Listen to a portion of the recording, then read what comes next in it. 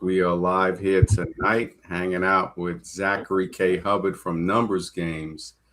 Good to see you, brother. Yeah, I just had to hop on because I love this topic.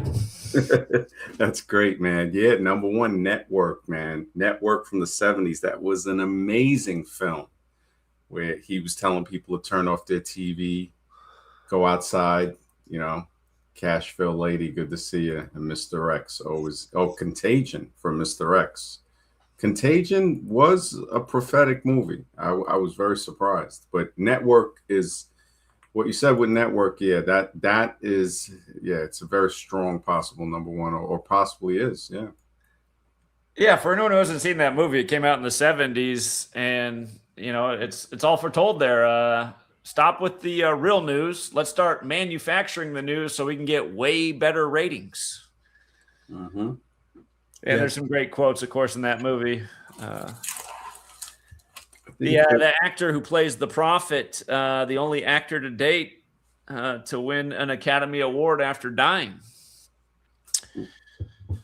Really? Who was There's that? something really interesting about his passing too. I probably covered it about 10 years ago, but we can bring it up later. Yeah, sure. If you want to bring it up, go right ahead. Yeah. Well, let's stick to just the main plot. It's an interesting tidbit for later in the show. I'd like to hear your favorite list, and then number one for me is Network. I'll tell you what my number two is, but I got to hear your list first. Yeah, mine. It's a little bit odd. I do think, as weird as it may be, Invasion of the Body Snatchers is on the list. The original and the one from the 70s with Thinking, right? And I have to admit, this is an odd one that is not really known. Revolver is actually a very deep movie. I don't know if you've ever heard of it, but it stars Jason Statham, Ray Liotta, one of the guys from The Sopranos, Andre 3000. And it was basically unknown. Revolver, I remember a friend of mine, her husband kept telling me, he's like, look, you got to see this movie. This was like around maybe 2006, around 2007. And I don't know how we got to see it because it was released in the UK, I think, in 2001. And they blocked it kind of in America. Now with these big stars, it was as if they didn't want people to see this because it came out, I think, in 2008 in America, and it was only shown in about 18 theaters. And then when I looked, he kept bothering me. You got to watch this, and I just, okay. So I finally got to see it, and no special effects. It was about Jason Statham. He was in prison, I don't know, about 8 years. And when he was there, I don't know if Andre 3000 and another guy was in there with him. And he these guys were like teaching them, and it didn't really go into so much, but all of a sudden one day they disappeared. I don't know if they escaped or they got out, because it was, maybe about 15 years or more since I've seen it. And when he got out, Jason had some money, and they kept telling him what to do. Like, look, you do this, you do it this way. And it was all about controlling your ego. And the movie is phenomenal. The movie it's very hard to explain, like, just in regular concept, because it deals so much with the mind. It deals with like him saying, like stuff like he's playing chess and the guy's feeding him pieces. He's taking pieces. And then the guy that's feeding him the pieces checkmates him. I think it might be Andre 3000 and the other guy. And then he tells him eventually, he goes, soon you'll start to see how people are feeding you things to get you to the point of, they have you where they want you. Where would the enemy's best place be to hide? And it would be in your head. So I have to watch that movie again, actually. Revolver is like a very deep movie with how to conquer your ego by basically submitting to not really your enemy, but to other people that are a little more powerful. I got to go over it again, but like basically it's a Guy Ritchie production, and it's about conquering basically the ego, the allegorical puzzle, the gangster facade. Uses that facade to explore spiritual awakening, but more of the breaking the illusion of control. That the biggest enemy is the voice in our heads, and it the magic formula was put out as rules of the game. While he was in solitary confinement, Jason Jake, as he played, learned a universal formula for winning any game from two neighboring inmates, which were the chess master and the so-called con man. And the film's message reveals that the ultimate game of life is played against oneself. And the magic formula essentially teaches that to be successful, you must sacrifice your pride, act selflessly, and acknowledge your opponent's position by putting yourself in their shoes. So it's extremely deep. This could be my possible number one, conquering the voice in your head, where he would say the greatest enemy will hide in the last place you would ever look, is the core message of the movie. And so it sounds like when the guy used to tell me about it, the way he presented it was even way more vague than what I'm saying. And I was like, yeah, right. Okay, yeah, I'm going to see it. And he was an older guy, very smart guy. And after I saw it, I was like, wow, now I see why he pushed me to see that. That is up there. That is up there. Other ones that, in like a top 10 or top 5, I don't want to throw the They Live in there because everybody knows about that, but Gattaca is a very good one too. Gattaca, taken from the 4 sequences on the DNA, the G, the A, the T, the C, the guanine, adenine, the thymine, and the cytosine, the nucleobases that make up the human DNA, and GATC. They use those letters, and that's how they got the title Gattaca. And the movie, it reaches a point where children are genetically engineered to be perfect or better. And a person's DNA dictates their entire social standing, their career, their destiny. If you're born regular, you're limited to janitorial work. The word Gattaca, of course, goes back to the genetic code, but it's a corporation also in the film. And the elite aerospace, the people that go into that, have to be basically born through genetic engineering, which is not as bad as what people think of it as now, but it's more like in vitro fertilization, where you pick out certain genes, and they're like, okay, you don't want your kid to be an alcoholic, you don't want to be this, and you see them like getting rid of those eggs, and so it deals with that, but then it shows how there is no gene for the human spirit. That, because Ethan Hawke plays the older brother, but less, his younger brother, he was conceived in a Volkswagen, but his younger brother was conceived in the in vitro fertilization.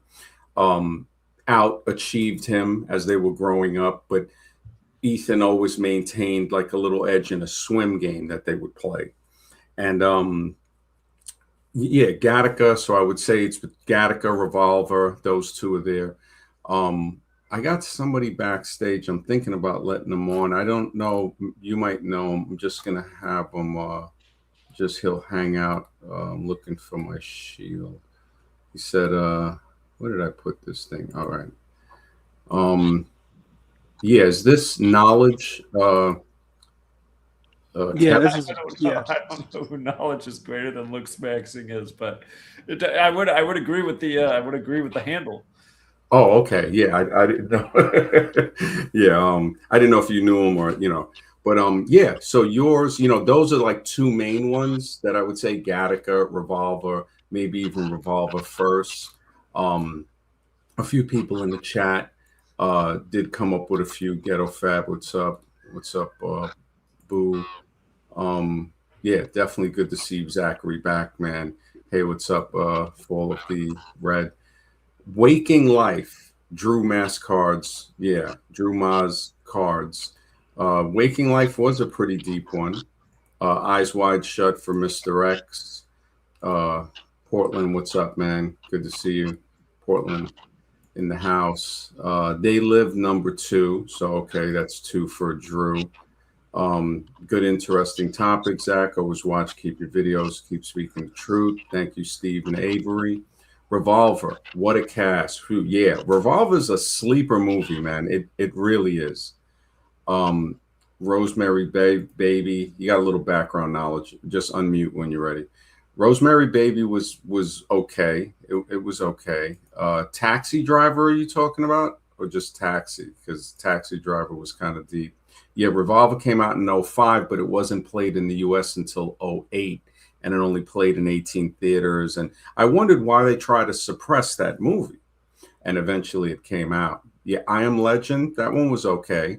Um, VX Sarge, okay. I have arrived, my children.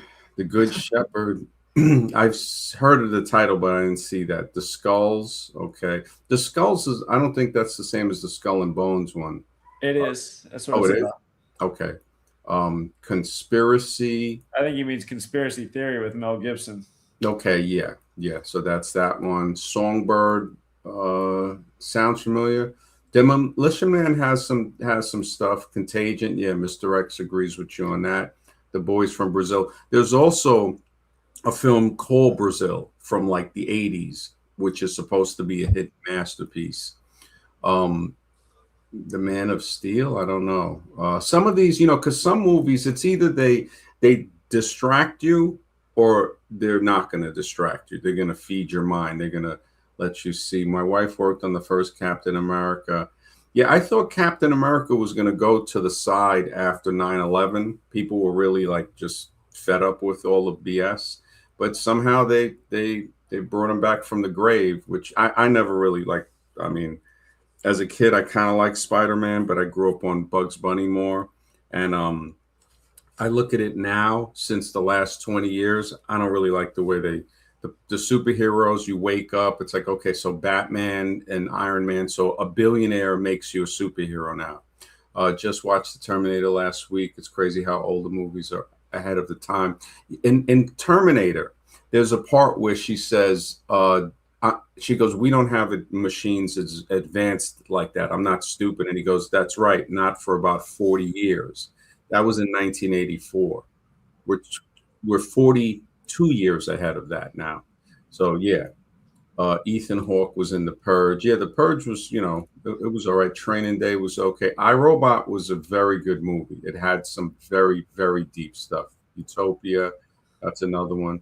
No one sees gold, but gold sees everything. Revolver. Seven Psychopaths. Good to see you. Yes, you were so right.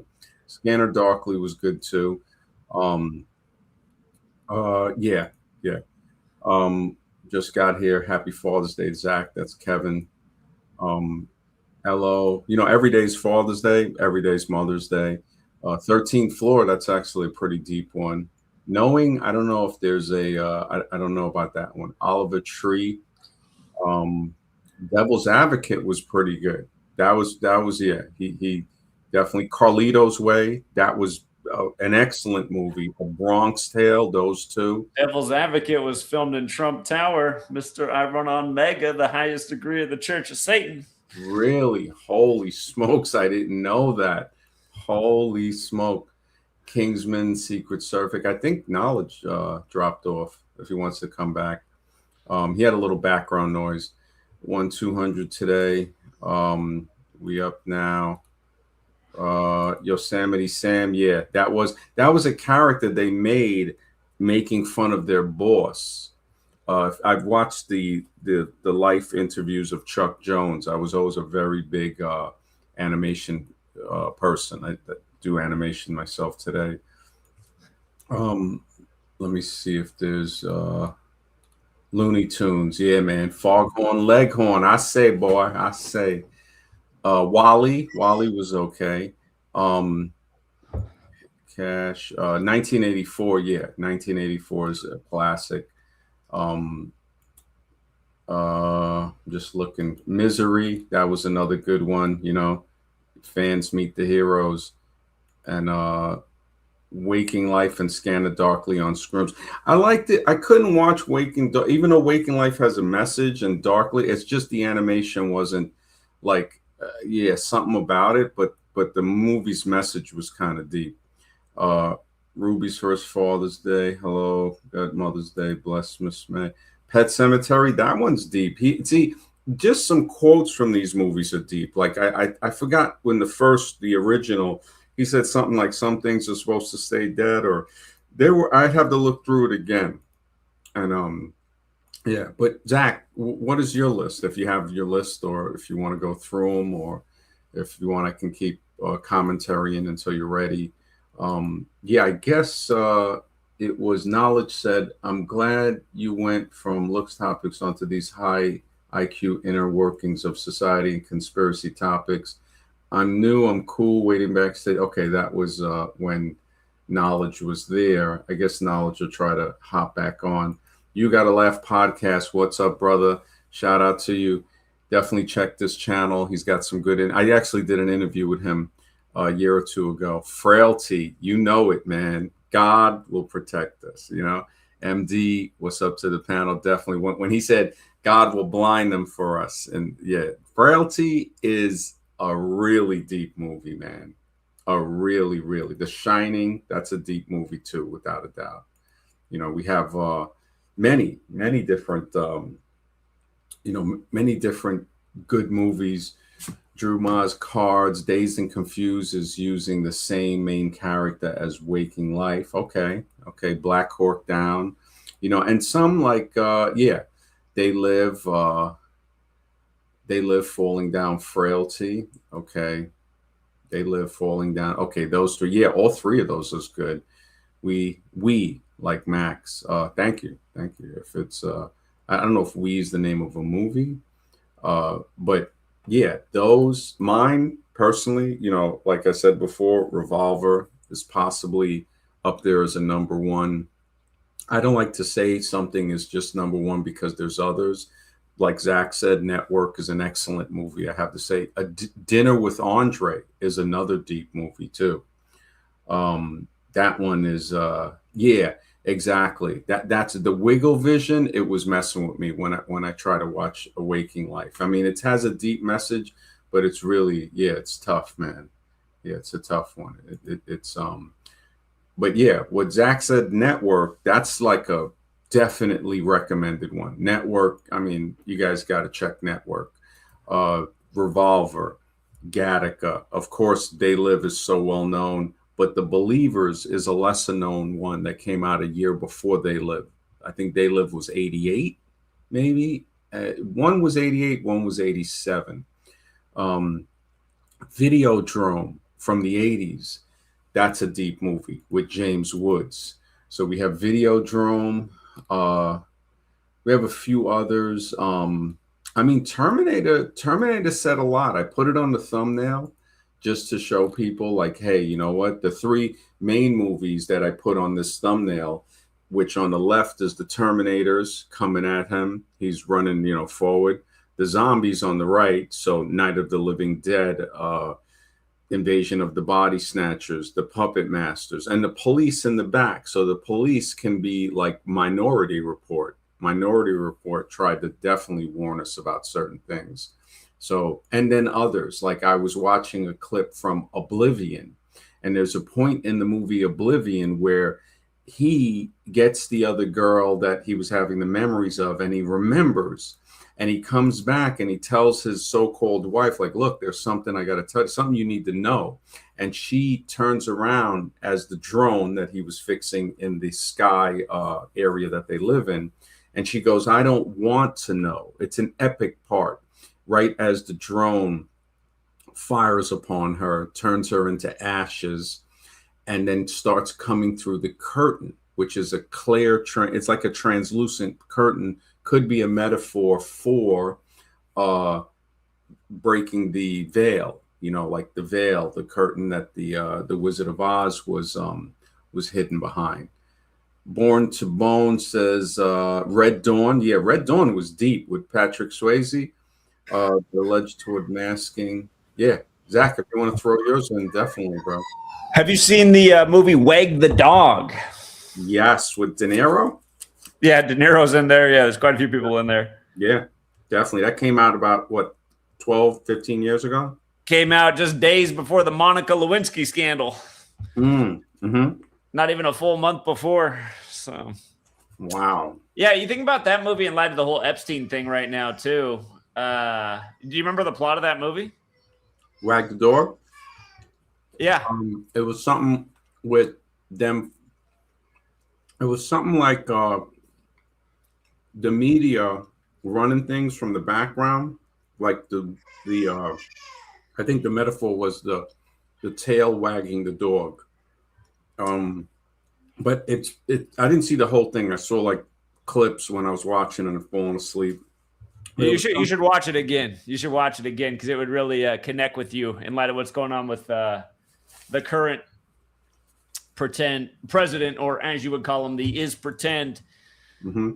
It factors in with Clinton too. Like I said, the movie came out about less than a month before the whole Monica Lewinsky scandal broke. Mm-hmm.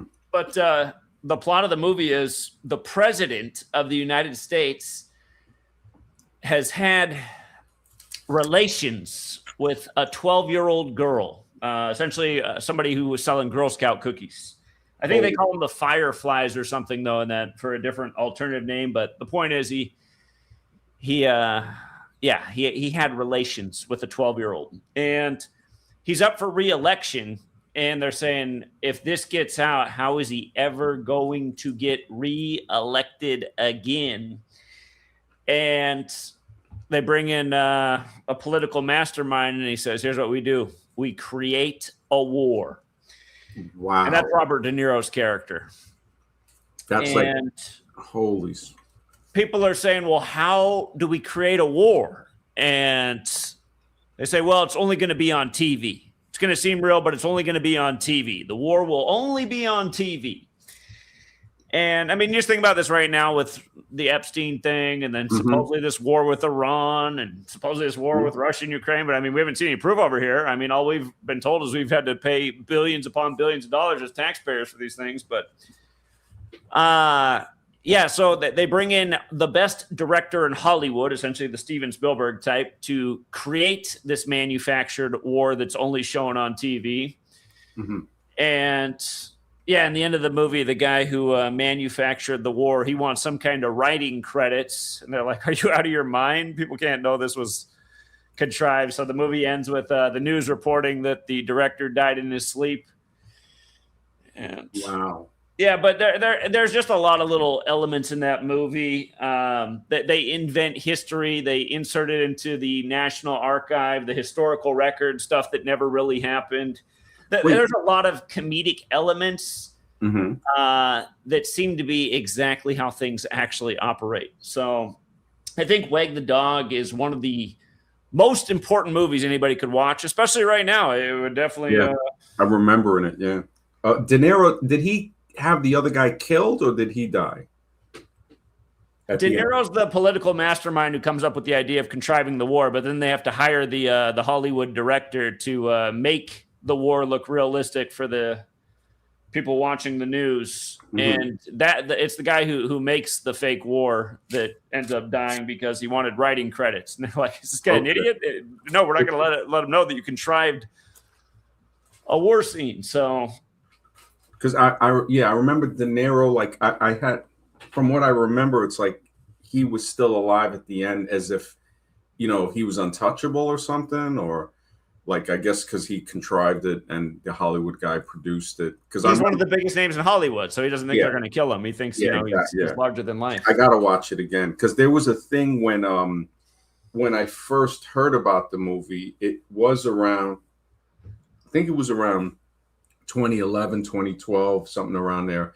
And that was during the Gaddafi thing, when they had killed Gaddafi. When the people in the NATO boots stomped him out?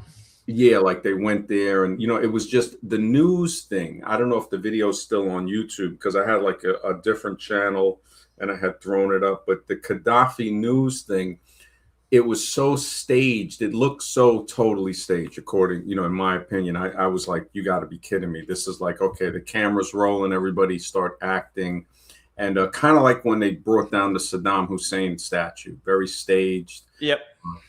So the Gaddafi thing, and that's when this other channel, this guy Lennon Honor, I think he still does videos today, um, mostly live streams. He had pointed it out. He goes, "Wag the dog," and that's when I saw like pieces of it, and I was like, okay. I thought I had the whole premise, but now that you've explained it a lot more, shoot, that's exactly what's probably happening right now. I mean, think about it. A president sticking his thing in little girls, a war that who knows if it's really real, but has overshadowed the Epstein thing. Mm-hmm. And the funny thing is, too, that movie came out in '97. Wag the Dog did. That's the 25th prime. Like this whole debacle, the Trump administration coming back into office in 2025. A part of me thinks that's not an accident. Mm-hmm. Yeah, definitely not an accident. It's all orchestrated. They don't, even when we think they make mistakes, I start to see it's not even a mistake. It's as if it was calculated in that way. And they're always there watching us, taking notes, specifically on our behavior, our reactions, how we conduct our habits, because many of us are creatures of habit.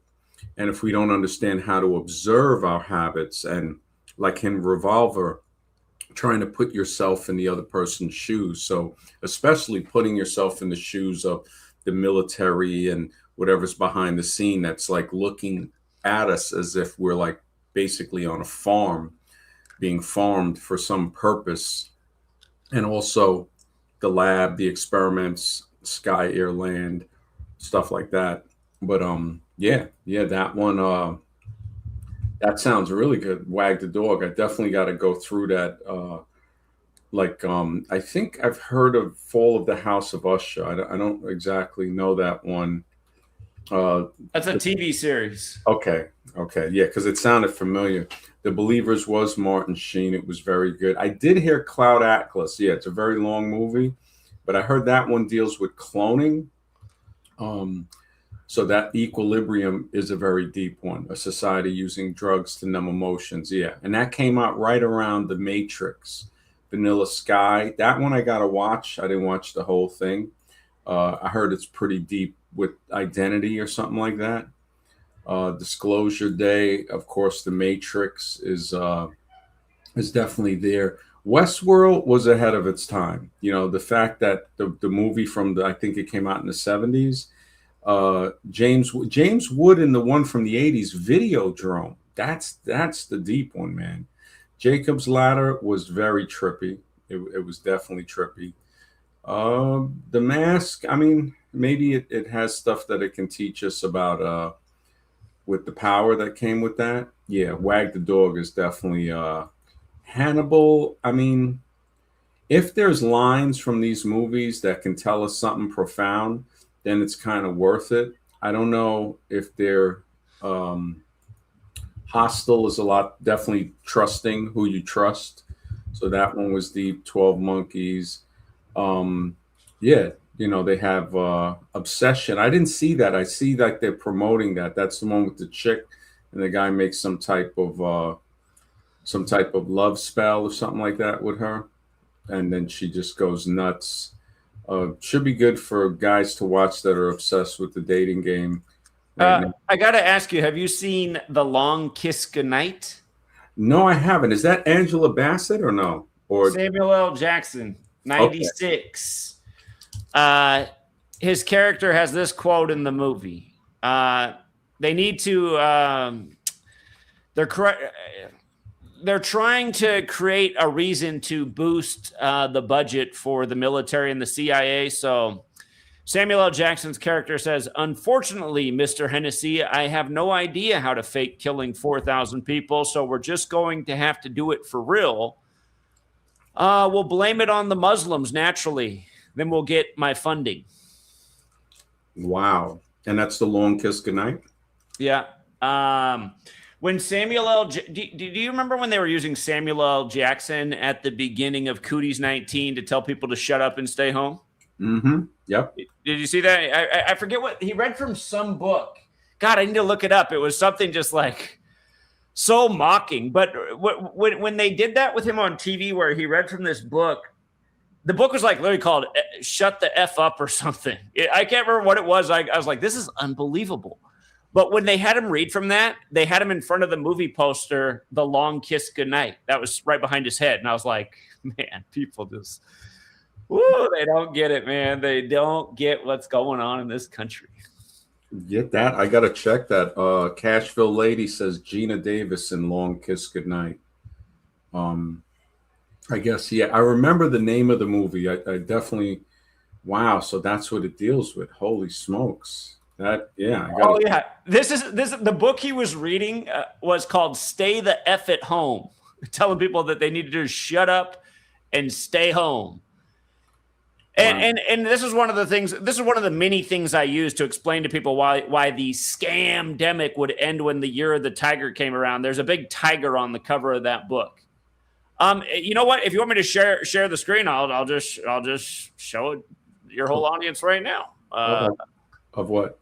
Of him reading the book with the Long Kiss Goodnight right behind him. This was put out on TV. This was on our national TV. Oh wow! Oh, yeah, Samuel L. is. I mean, he's like definitely one of he's one of the guys that they use to keep the people who might think their way out of the control. He's there. He's the gatekeeper. He's basically a gatekeeper. These are the loyal gatekeepers that they have. Do you think that he? Wow, this is crazy. Stay the F. Wow, he just that's messed up. Yeah, but it's the truth. Nobody. See, this is the thing. A lot of people have to realize that when these celebrities, one, I don't think you can ever trust a celebrity, politician, religious leader. It's you're doing that at your own risk. Celebrities, professors, and all of that, they're paid to deceive you. That's and he's an actor, so it's not even like he's just a musician who may not know how to act. This guy's a professional liar. So that right there should have a person very suspicious, because the only thing that can protect us is our suspicions, is to say, I wonder, yeah, he's a big old puppet. Yep, straight up puppet, man. Another movie related that came out shortly after The Long Kiss Goodnight was the Denzel Washington movie, The Siege. Have you seen that? Was that The Siege? Not Julia Roberts. That was Pelican Brief. Yeah, you're thinking of the Pelican Brief, yeah. Yeah, The Siege. I'm getting it confused with the one with Seagal, Under Siege. It's also about Islamic terrorism in New York City. Yeah, no, I didn't see that one, The Siege with Denzel. Yeah. And the terrorists in that movie are mostly from Saudi Arabia, just like 9/11. So, well, according to the story, according to the official story. Mm-hmm. But yeah, just more. So the three movies with the three big black actors, if you will, Samuel L. Jackson, Denzel, and then Will Smith. I'm sure you've seen Enemy of the State. Mm-hmm. That was an excellent movie. Yeah, Enemy of the State, right before 9/11. The Surveillance State. Yeah, if for people who haven't seen those three movies, you should watch all three of them. I mean, there's so many movies just full of predictive programming. I mean, you could really do probably a 1 year long straight stream if we could have enough water and food and go without sleep. I mean, they've been putting it in our face for so long, that their plans through Hollywood. And when you become awake, I mean, just the more stuff you see, it's like almost every movie becomes a warning. You're like, God, look what they snuck in there. Wow, they snuck that in there. I mean, again, the more knowledge you have, the more you understand their symbolism, the more you see what they're doing. Yeah. Little quotes. Carlito's Way had some good quotes. Many movies. have their little pieces of gems actually. Um, Fish says number 4, Morgan Freeman. Yeah. Obviously, I'm trying to think what movie would be so relevant there for Morgan Freeman. Yeah, I don't really see too much. I mean, the only one I can see that he co-starred in that was had some messages was Oblivion with Tom Cruise, Oh where yeah. That movie does have a few things going on. yeah, that one, because it showed you how they scare people away, like, oh, that's a radiation zone, that's a radiation zone, and what was talking to him the whole time wasn't even a real person. The lady was on the screen acting like she was his boss or whatever, and so finally he started to see the truth. Like, wait a minute, he's been cloned and he's been turned to think that the people on Earth are actually the enemy. Um, so yeah, that's that one. I think about it, it's like, wow. Um, Oblivion. That's the only one so far I could think of with Morgan Freeman. How you were saying, like, I just thought of one with Morgan Freeman actually. Your governor, your former governor, the one that went to Fordham, Cuomo. The other year when he deployed the National Guard to a town in upstate New York over the Cooties 19. What's the old outbreak? Oh, that's what it's called. It's called Outbreak. With Morgan Freeman and Dustin Hoffman. mm-hmm. Yep. Have you seen Outbreak? Yeah, Outbreak was when it began with the military bringing that the helicopter that dropped the explosive on the troops. Yeah, That was the day that Cuomo deployed the National Guard to the town in New York, supposedly for Cooties 19, that was the anniversary of Outbreak coming out. That is crazy. That is like, holy smokes. I And mean, what's funny is in the gematria thing, COVID equals 82, and both Dustin Hoffman and Morgan Freeman turned to 82 in 2020. holy smokes. Rain Man. Yep. So somebody brought up Knowing earlier, and I don't think you're familiar with that one, but that one's about Nicolas Cage, where he's an MIT professor. He's a mathematics professor at MIT, and his daughter's in elementary school, and his daughter's classroom opens up a time capsule from 50 years earlier, and fittingly, his daughter pulls out the weird one, which were, everybody else's was just some message about what they think the future will be in 50 years. And then the daughter, the one she pulls up, is just a page full of nothing but numbers, just straight running numbers. Mm-hmm. And she shows it to her dad, and dad's like, what in the world? What little kid would just write down a page of his number sequences? And then what catches his eye on there is September 11th, 2001 is the number sequence and the coordinates. And he realized those are New York's coordinates. So he starts to look at it. He's like, wait a minute. All of these things are terrible things that happened on dates and the exact coordinates. So he realizes on the thing, he said, okay, the thing that hasn't happened yet is this next one. So he goes to that exact spot on the map on the date that's there. And a commercial jetliner crashes right in front of him into traffic. And he realizes somehow, some way, this little child from 50 years earlier knew the date of all the major tragedies to come in the future. And I won't ruin the ending for you, but just about numbers and things being planned out. Like the other night, we brought up how the day of the first meeting put together by Governor Dewey in New York for a future World Trade Center to be constructed, that was July 6, 1946, the day George W. Bush was born. Wow. It's like the Hollywood, the movies, everything. It's all linked up. Again, think about how they made the Lord of the Rings movies right around the time of 9/11. The second book in that series is The Two Towers. It released in history, I believe, November 11th, 1945. So right at the end of World War II. 11/11, The Two Towers. The World Trade Centers come down, the two towers in the 11th state on the 11th day of the month after flight AA-11, 11 years to the day of Papa Bush giving a speech about a new world order, free or a tear. Here comes the World Trade Center. And again, the World Trade Centers look like a massive 11, the master number in numerology. Yeah. And they also put, what I noticed, they'll put songs out too. Like in 83, I think it was, that's when Scarface came out.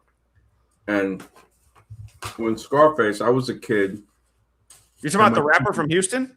Or you're talking about the movie. You're talking about the movie in 1983. Right. Yeah, exactly.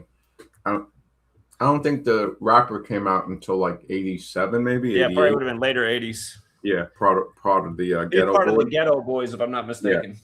one of those guys actually does a podcast. He's got a pretty Willie D. Yeah, Willie D. Yeah. yeah. He talks about a lot of stuff. But um, the in 1983, Scarface came out. I think it was in November, and 2 months, I think like a month and a half, not even 2 months before that, the song White Lines came out by Grandmaster Flash and the Furious Five with Melly Mel and those rappers. And White Lines dealt specifically with cocaine. It was a song that they tried to say was a positive song to get people to be aware of the dangers, but it was actually seemed to be more of a programming to get people to do it. And it was a catchy tune, White Lines blowing through your mind, um, something of a phenomena telling your body to come along, And then a month and a half later, Scarface drops. So it was sort of like they had the song and they're pushing that, which is cocaine based, and then the movie, the advertisement to become a cocaine dealer, which is Scarface. Um, it's hard to see, but as time goes on, I started to notice like, wow, this is all planned. Um, People won't know that you can buy drugs for $5 unless the news advertises it.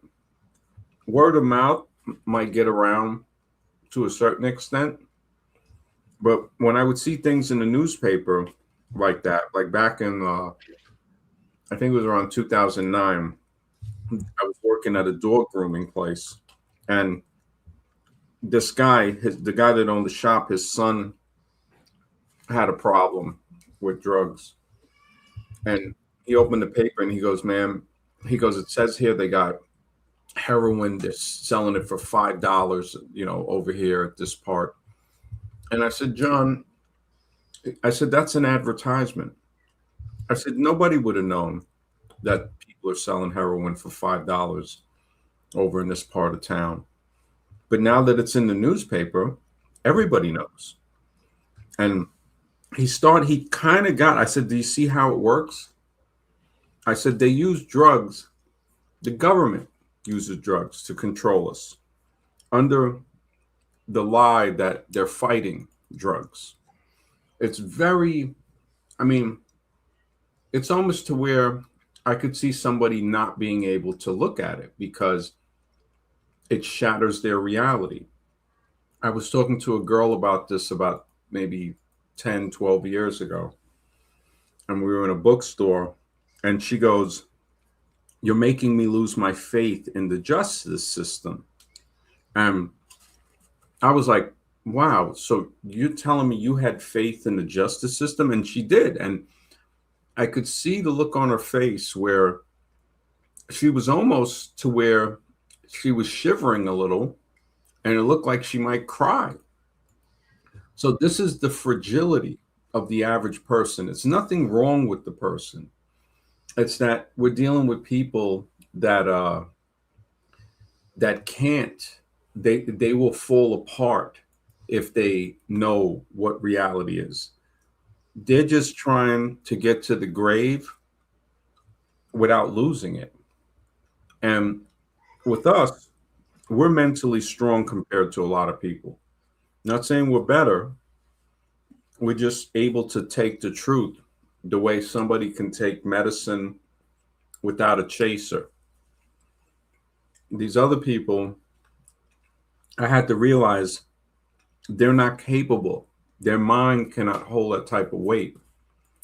And even movies, some of these people can't even watch certain movies that, like Wag the Dog, somebody might look at that and say, "Oh, that's that propaganda movie."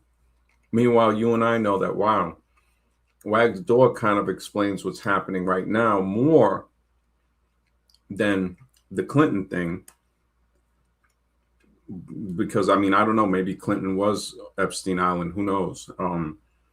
But Trump they say, I mean, just the pictures, the amount of pictures with him and adolescent children is unnerving. Just the pictures. I told somebody, if you had a person, a regular person, with all of those, with all of those pictures with kids, I said, wouldn't you think something is off? You see this adult man, and it's like, what is this? Why is this guy taking all these pictures with these kids? At what? At a private party? But when they hear it's Trump, for some reason, I don't know if they get afraid or if the programming kicks in. I really don't. Can we rewind a second to what you were just saying about Scarface and the drug war and the Grandmaster Flash song? Yeah. I think it was 1983, around October or September. Well, Reagan officially declared his drug war October 14th, 1982. And then Scarface comes out December 9th, 1983.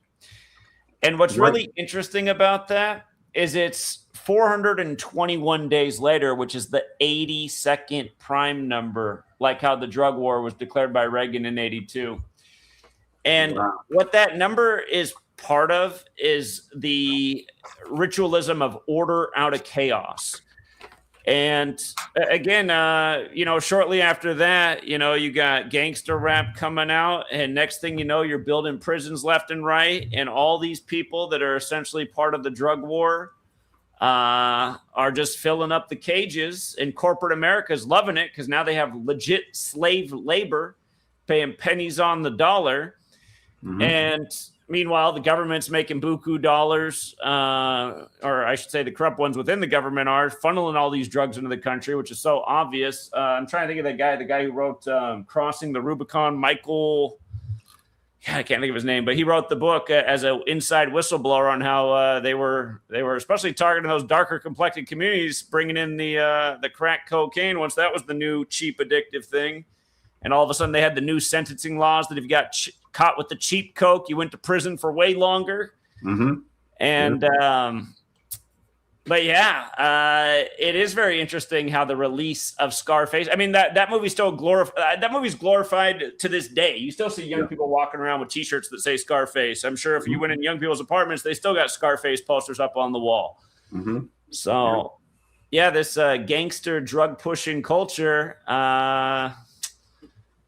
it dupes people into a devious game. And that's the thing, too, just the word game itself. Game, like this is a game. Game equals 82. In the NBA and NHL, they play an 82-game regular season. Yeah. But, I don't think that's an accident at all. So Scarface came out in December of 83. White Lines, the song, came out in October. I see. Within a month and a half, you had the song promoted by Grandmaster Flash and the Furious Five with the lead rapper Melly Mel, and it was a catchy tune, but when you look at it, I think it would push people to do cocaine more than restrict from it. And there's parts in the song where he says he talks about. Then they say it in a fashion just like rap will get people to be brainwashed and think that something bad is actually good or cool, where he says freeze, and freeze is a term used for people that put cocaine on their gums to get a freeze. And then he says rock, rock, rock, rock, and then he's like, get higher, baby, get higher, baby. So it's like freeze, the term used to put cocaine on somebody's teeth or gums to numb it. Rock, which is the crack, the freebase crack cocaine type. And then there's another point in the song where he says, I think he says freebase. So that's another term. So the song accompanied with Scarface is like you have the music and then you have the Scarface, the movie. So you have the tune, and if you want to watch something, you have the Scarface. Truth Seeker is this. This wasn't the guy that was on it the last time, right? No, first time calling in. Okay. Did you have anything? Yeah, I just wanted to add a quick point to the, the war on drugs or the war on people, as some call it. Family member shared I have to find the link, but he shared a video, it was a recording of Nixon. And Nixon was meeting with one of these botanists, agriculturalists, and he was pretty much asking, because there was some sort of spray, some sort of chemical that they could wipe out crops with. And then Nixon asked them on a recording, could we do this to like the poppy fields?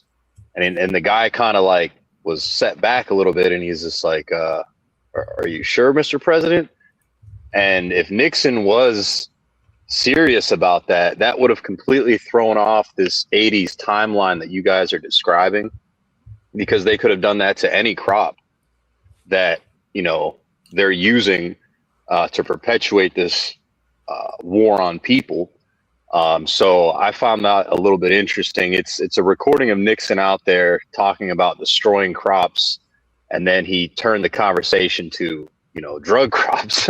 So maybe that's why he got canned, but that's kind of all I wanted to add. Yeah, I've come from Zach's camp, but I appreciate you having me on, and always really good conversations over here. Cool, man. Thanks. Mr. Yeah. You guys have a good one. Yeah, man, I appreciate it. Thank you for voicing your opinion, man. Appreciate it. Yeah. Mr. X, anything on your mind? No, just tuning in right now. Just going through the list of these movies, and yeah, those are the two I could think of. I'm looking at specific movies that really predicted the future.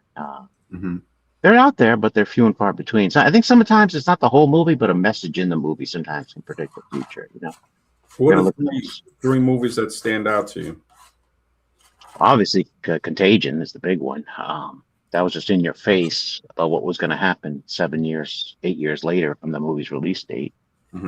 Just for the record, HBO recently re-added Contagion to its platform. HBO was founded by the Jesuit Dolan. I was telling you guys the other night about how the Jesuits venerate this number 201, but they re-added it to the platform 201 days after the Superior General's birthday, their leader. Just like how it was a lot of Jesuits who are behind that Event 201 pandemic simulation for the coronavirus pandemic simulation, which took place October 18th, 2019, the same day the Military World Games began in Wuhan, China. Military World Games. It's like and it is all military. I mean, Operation Warp Speed was military. Drug culture has a lot to do with military history. Again, going into Vietnam, brought over the opioid culture in a big way to the U.S. By the way, HBO also has a documentary on their platform about how important the opioid trade has been for every empire in history, going back to the Greeks and Romans, if you want to check that out. Wow. Zachary, I know you think the Jesuits are the main players in controlling the world, but I look at what happened at Jekyll Island and the establishment of the Federal Reserve. It seems like which has the Jesuit fingerprints all over it. I mean, who's behind that? How do you know that they're behind the Federal Reserve? Because they use the same number code all throughout history. That was created at the end of Woodrow Wilson being 56. I mean, it's a lot to explain, but they just use the same numbers over and over with all their major accomplishments in the world. The Jesuit fingerprints are all over the world wars. They're all over everything going on. Yeah, I mean, I don't know who else would have the logistical power to do it. Do you think it might be some other group with a different name? The Jesuits are what we know, but they belong to something. Even the Jesuits that we know belong to another group that we don't know their name. Some other. Well, it was a Jesuit who founded the Illuminati. Okay. And Ignatius Loyola, the founder of the Jesuits, he was part of the Alumbrado, which was the Illuminati of its time. So. Okay, interesting. Yeah. No, I mean, everyday world events are just perfectly coordinated with the Superior General. So, I mean, it's just like, look at everything going on. The longest government shutdown in history ended on the Superior General's 77th birthday when DC's on the 77th meridian. They got the 222nd vote to reopen it. Superior General in gematria equals 222.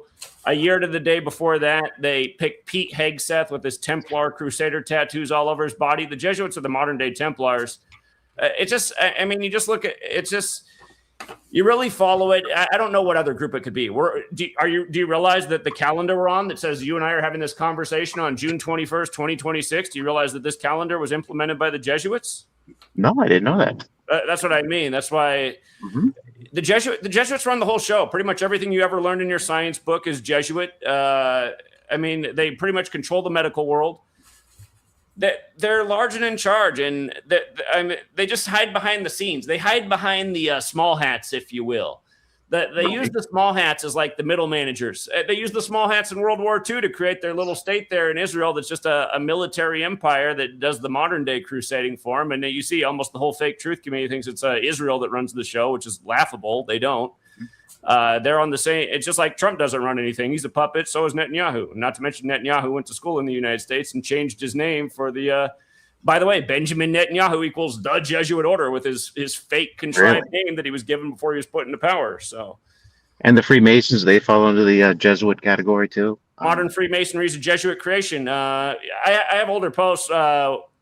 Younger guy in our community did good research. There's a periodical from the 1800s by the Masons talking about how they really are just run by the Jesuits.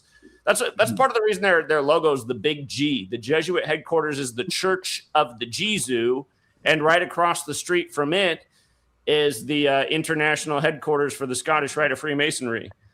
Almost all the rites of modern Freemasonry were written by Jesuit priests. That is amazing. I did not know that. That's what I mean. That's why that's people don't talk about who really runs the show because they don't know. And I mean, it's kind of amazing too that like the average American's so lost they don't even remember what this country was created out of. It was largely created in opposition to the Catholic Church because that was pretty much the governing force of Europe. This country was created during the time of the Protestant Reformation, which was a movement against the church. No, I never pretended to know who was the country. It's just I know our vote didn't really mean much. There was some behind the scenes. Of course, it doesn't mean anything. It's just when you go out and vote in the election, all you're doing is validating a big old lie. Yeah, I mean, look into the Jesuits. They have a lot to do with modern theater. I mean, they're large and in charge in Hollywood. They're everywhere. The intelligence agencies are I mean, look at the FBI and the CIA were both created by prominent Catholics. Look up Howard Hunt, the famous CIA agent. He says the greatest intelligence network in the world is the Jesuits. For the record, the words in the CIA's logo, Central Intelligence Agency, United States of America, what's written around the circle? 201. The Jesuit or the CIA's motto, the work of a nation, the center of intelligence, 201. The CIA was literally created on the 201st day of the Pope's age. That was September 18th, 47. And what about the Black Pope? The nickname for the CIA is Catholics in Action. Yeah. What about the Black Pope? Does he serve any real? Is that for real? That's the Superior General. That's the same thing as the Superior General. That's his alias, the Black Pope. Oh wow! Look at today. Today's the 222nd day of his age, right? The Jesuits are the modern day Templars. The Templars are the original bankers. Where did the Templars flee to after they were burned at the stake in France? A lot of them fled to Switzerland. And look at what's going on today. You got supposedly this meeting with Iran and the U.S. that comes to an end after Trump says he's going to bomb the ish out of Iran. And they said it broke it up at the 80th minute. It's just such a joke. Trump just turned 80. Trump's tweet came at the 80th meeting of the meeting, with 80th minute of the meeting, which immediately ended the meeting. I mean, give me a break. It's just all this stuff is just crap. And don't forget, Trump's Jesuit educated too. He went to Fordham like Cuomo. That's true. Wow. Yeah, just there's a lot of stuff. The rabbit hole goes deep. J.D. Vance just converted to Catholicism before he got, elevated to the vice presidency. Yeah, he it's crazy. It's like there's always something behind the scenes it's even behind the scenes of the things that are behind the scenes that I think we're just not going to know about. But How about in terms of predictive programming, The Exorcist? Where's that shot at? What, in The Exorcist? Yeah, the whole movie takes place where? Georgetown University. Boom, Jesuit. Yeah. All these exorcism movies are Jesuit priests. What's up with that? I think it's a lot to do with the Catholic, right? Like the what was it? The Conjuring. That movie. Sure, all these movies. Yeah, all these movies along those lines. Yeah. Well, the Catholics are the only ones that are going to investigate an exorcism. Islam won't do it. Judeans won't do it, or the Christians. It's like they will send, I mean, they don't do it a lot, but I guess that's what they were pushing with the Insidious movie theories, with Annabelle, The Conjuring. I forgot what else they might have expanded it to, but The Exorcist, again, was a Catholic priest coming to, I guess, try to expel something from somebody. Yeah, so I've noticed that, but I mean, yeah, like all roads lead to Rome. It all goes back to something that we will never really know what it is, because if we did, we wouldn't even be able to speak about it. It's like people already know that if you know Italian mafia families and you try to mention that stuff on YouTube or something, we already know what would happen to you. So when people say stuff about these powerful, families, I don't really think it's as much as them, not saying that they're innocent, but it's to say that if they were like how, when you see, like I said, if you mention some of these mob families, you're going to be chilling with Elvis real soon. So when people say a lot of these things about certain organizations, I wonder, it's like, okay, if it really gets close to home, we'll know, because that person just won't be around anymore. It's like when they, they say, it's speculated that they poisoned a lot of health officials. I remember in Germany, they said it happened about 15 years ago, where it was like a natural health conference, and I think 12 people got very, very ill. Something might have been in the water. Holistic doctors over the last 15 years, 20 years, I think it's close to 100 of them that have died under what would be considered mysterious circumstances. I spoke with Stephen, what was his name again? He wrote Genetic Armageddon, Stephen Quayle. And he said, to write him on email and, to ask for permission to reprint some stuff, which I did. This was like early, maybe 2005, 2006. And yeah, so, when I look at it, I just say, man, there's so many pieces to the puzzle that every time we put, like, we might think we see what's going on, but when we put these other pieces into the puzzle, we start to say, wow, it looked like this, but now that I add in these other pieces, it's giving me a broader view of the whole picture. I'm kind of like, who had said it on here before? The five men, that are asked, the five blind men that are asked to describe an elephant. And, the one touching the side says it's like a wall. Another one touching the tail has a different description. Somebody touching the ear and the trunk, will have different, they'll have a different output on what this thing is that they're touching. But if somebody's standing back and can see it, they could say, oh, these guys are describing parts of this elephant, but they're never going to get the idea that this is an elephant, one big, because they can't see, but they can each touch a certain part and realize it. So this is what I see, where when we get close, and it's just it might be to to try to figure something out, to say, okay, I know what it is for sure. And I think like a more accurate thing is to say the evidence is pointing toward this. And we do get, and that's probably the most accurate, to say, okay, all of this stuff is lining up and it's pointing toward this. Like how you were saying, it's this group. But now we know that even though it's pointing toward that now that makes us think that, okay, being that it's pointing toward that, something might be pushing me or orchestrating everything to be pointing toward that, because of course it doesn't want it to point toward itself, because we'd figure out what it is, or we at least it would blow its cover. Whatever it is getting so powerful, it almost, to me, it doesn't really care. I mean, we see, it's like there's a book called Test Card F. I think it's on Amazon, but it's written, the author is anonymous. I really like the way they put that it's anonymous. And I bought it a few years ago. And Test Card F, it gets really deep with a lot of stuff. It talked about something with the Nazis. When they're beating somebody to death, if they see you look over at them, you're going to get beat to death next. So you got to act like you don't see it. And one guy wrote, he said, but then after they beat the person to death, they come over and they make you look at it. So when you do that, he goes, what do you condition somebody to do?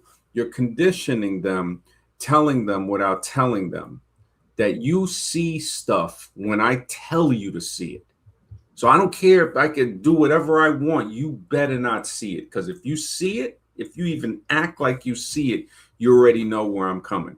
You know what's going to happen. So when I come over to you and say, you look, you see it now, that's when you see it. And that Nazi ideology that was used to break people, all types of people, is used today. It's always been used here. Cashville Lady, thank you for the support. Much appreciated. Your mind must be open to receive this truth. Exactly. If the mind is not open to receive the truth, there's no way. You have to wait, like the old saying, you can't force a flower to bloom. You have to wait for it to open so it can receive the truth. Excellent words. Excellent. This is where all of these things that point towards certain things, we look back and we say, okay, how can I be more accurate in what I'm seeing in reality?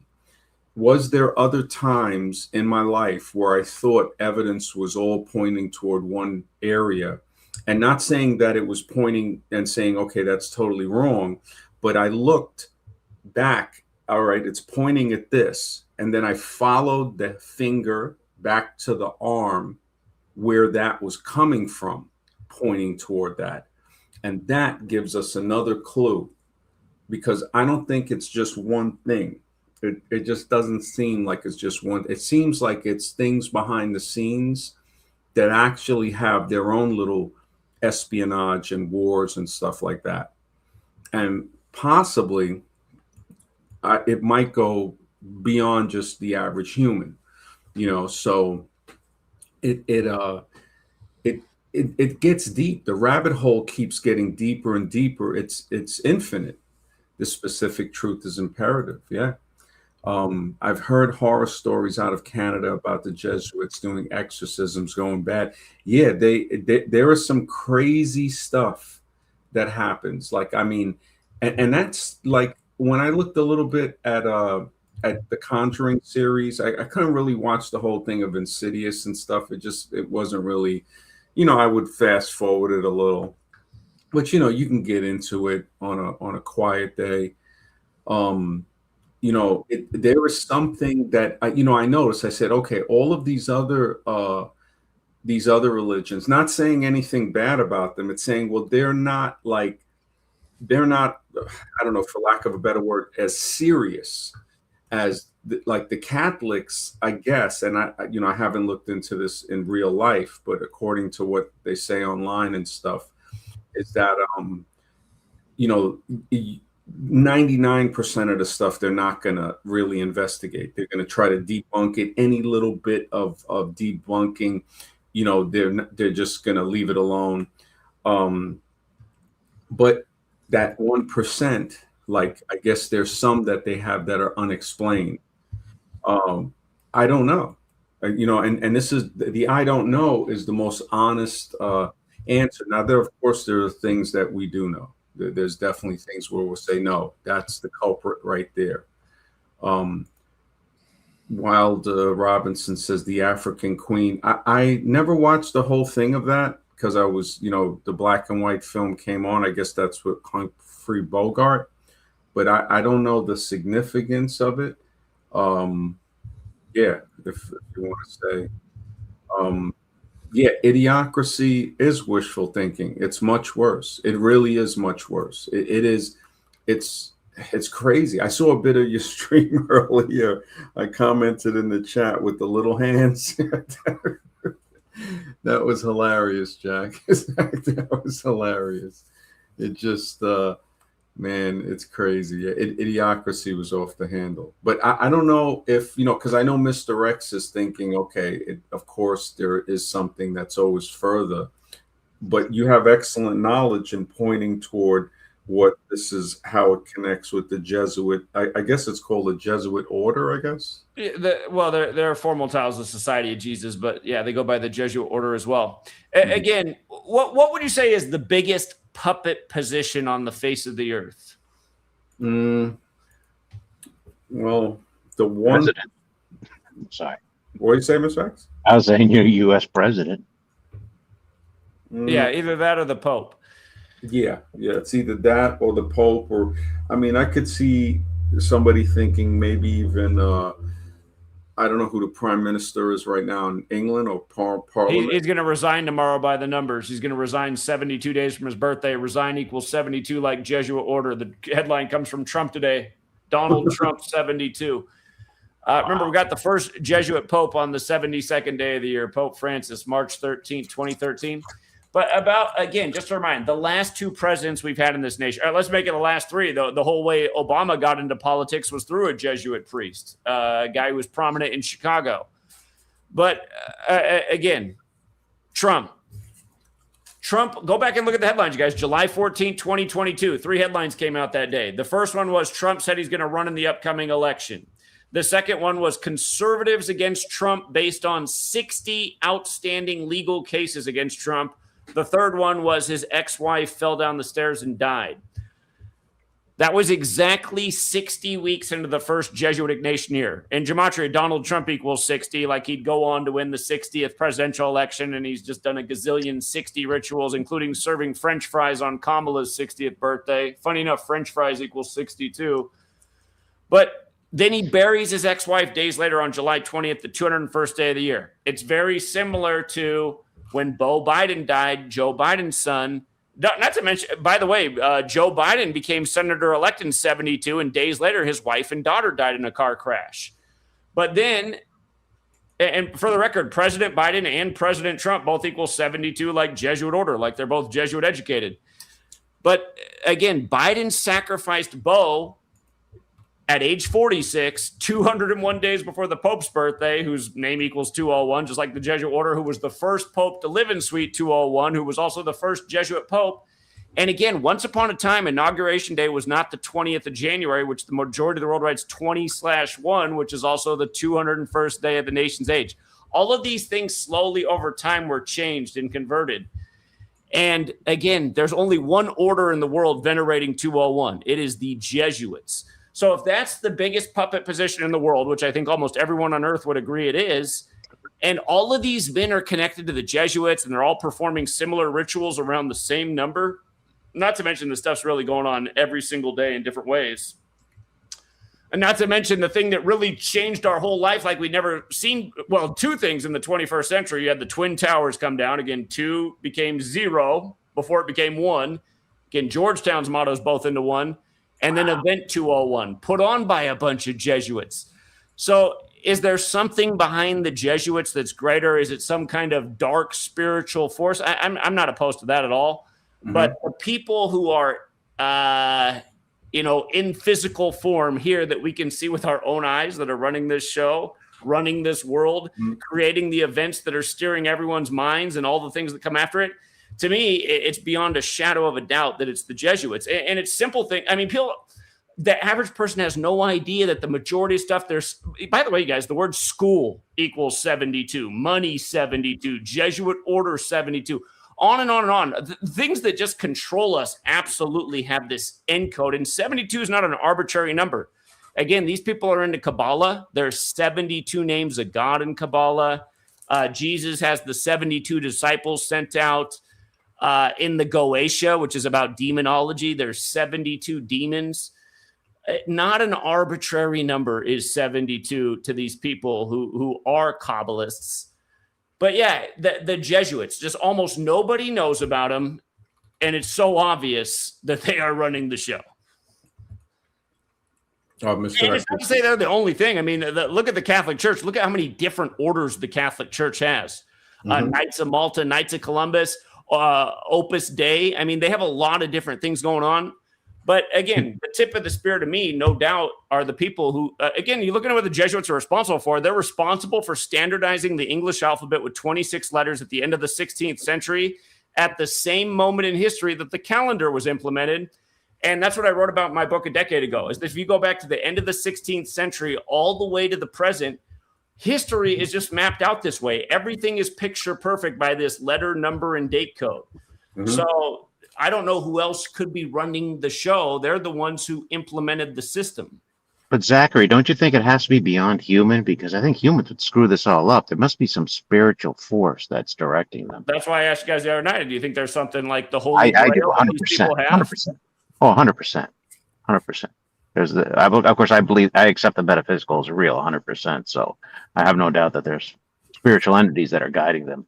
But it would still be these people that have their hands on whatever it is that is making all of this evil, if you will, be carried out and for their benefit, I suppose. That must be it's just I feel like mankind is too flawed. Even if they were evil, they'd still screw it up some way. But this is too precise for this to be humans only. It's just way too precise. Yeah, but why couldn't it be something that's physical, that's not human, before you hit the thing that's just physical, spiritual? So like, something that might be humanoid-like, maybe, or maybe even something that's not even humanoid-like. Like, what if there's like smaller things that can control us?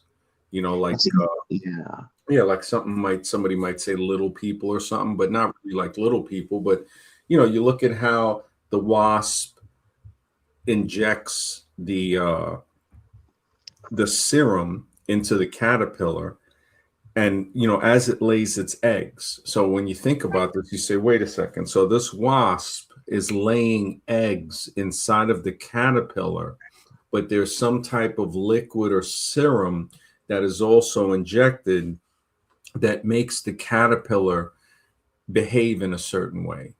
And the eggs that grow in, or the larvae that start to develop in the caterpillar, know not to eat the vital organs, because if it does, the caterpillar will die, and they'll never be able to pupate and become wasps themselves one day. So it knows to avoid the vital organs. It eats the insides of the caterpillar. And then it's eventually the caterpillar makes a place for it, like, spins a thing, and they hatch out of it as larvae. And the caterpillar, while they're in there, will even protect them. I mean, it's insane when you think, like, how the heck could this thing have been programmed to do this? So what if something, we're seeing it multiple times in the natural world.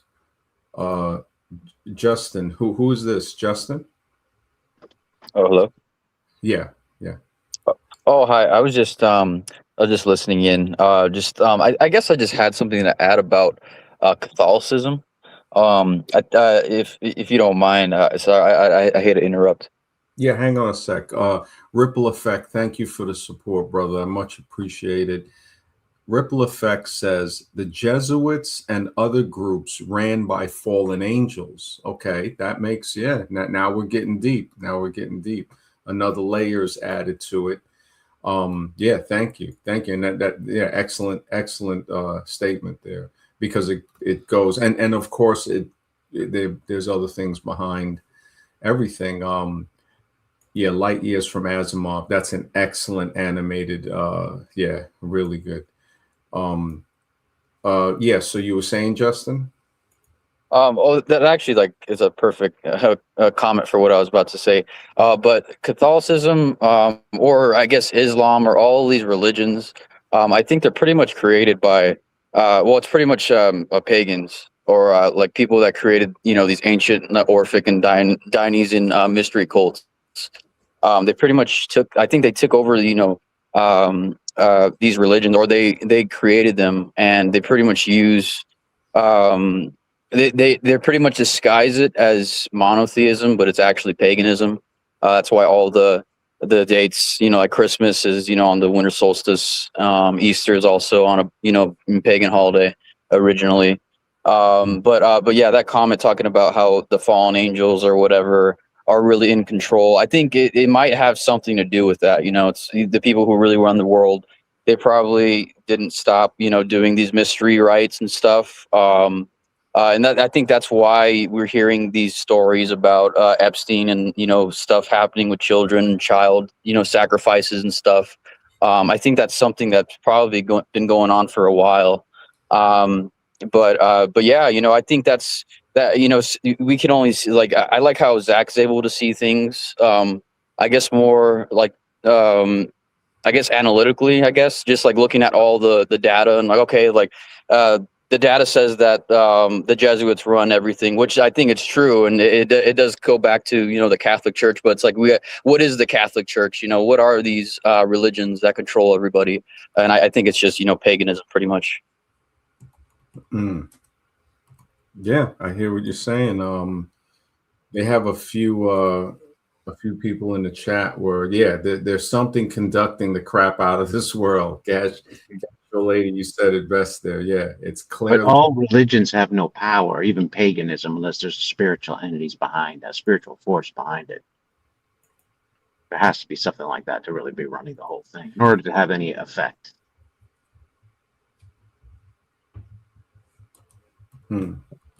Oh, you're talking to me or the other guy? Oh, just in general. I'm saying all these religions, whether it be paganism or the Jesuits, there has to be some type of spiritual entity, some type of force, metaphysical force behind it in order for it to have any relevance.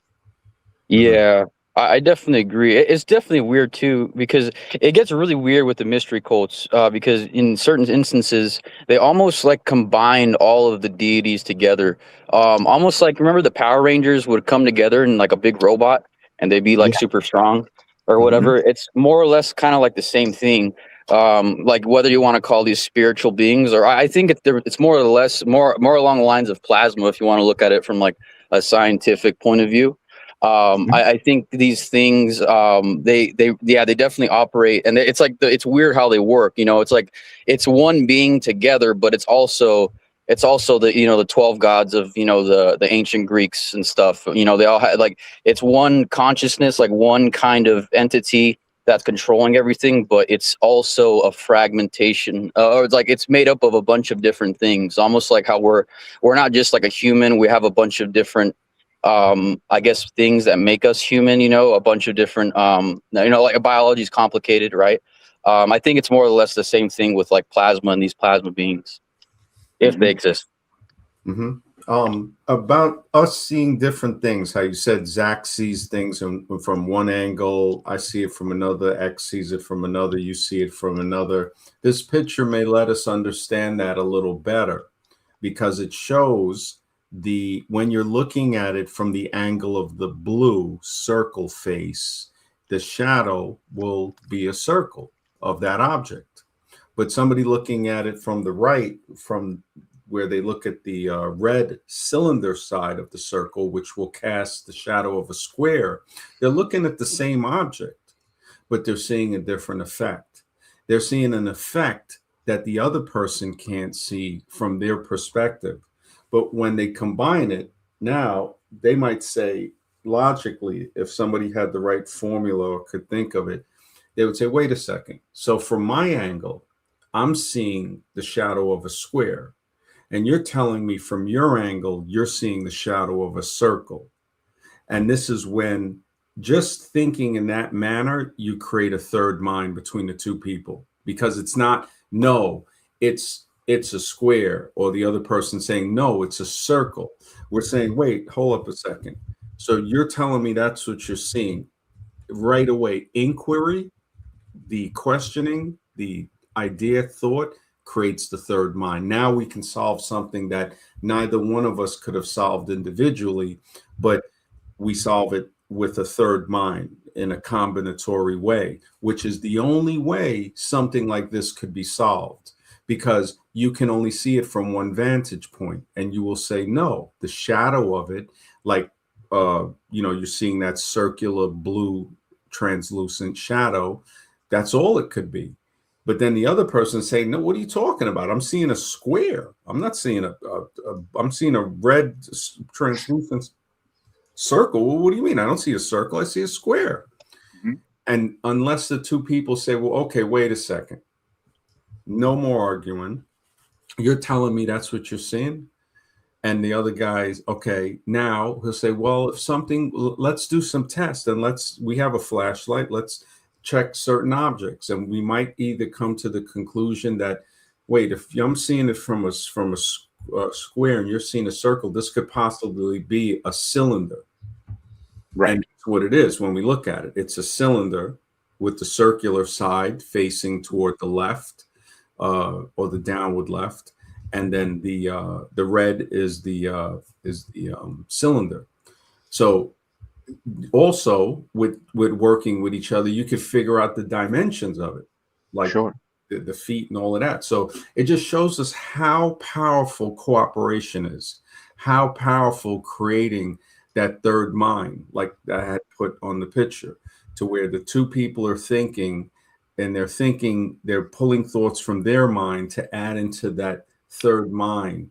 And then with like 4 people right now here on the panel, we can create a 5th mind, which is extremely more powerful than just the third mind. Yeah. That was a great picture, MD, because, like one person sees it as a square, the other one as a circle. And you could think of another entity could see the cylinder easily, just easily, wouldn't have to even think about it. He just sees it right there. And that might be these spiritual beings from the 4th dimension. Might see other, that's numbering system that they have. It might be very simple to them, but complex for us because of our dimension, the dimension that we live in. Or the way this is a training picture for us, because things like this, if we use them more often, we train our minds. We exercise the imagination, stretching, the limits that we have. But now this picture here is even a better example of 3 people looking at it. So one person is looking at it from the top down, and they're seeing the shadow of a circle. The other person is looking from the right side, and they're seeing the shadow of a square. And the other person is looking at it from the left angle, seeing the shadow of a triangle. And this is getting closer to us having 4 people here right now. It would be another angle, like I guess the person looking at it maybe from in between, or an object that would project 4 different things, but we can see it now easily in 3. So this would be 2 people saying, no, one's saying it's circle, the other one's saying it's square. Let's try to figure this out. Oh, we might be looking at a cylinder, and I'm looking at it from this side, you're looking at it from that side. Now 3 different people are saying, wait a second, no, I'm getting a triangle. The other person saying, no, I'm getting a square. The other one saying, I'm getting a circle.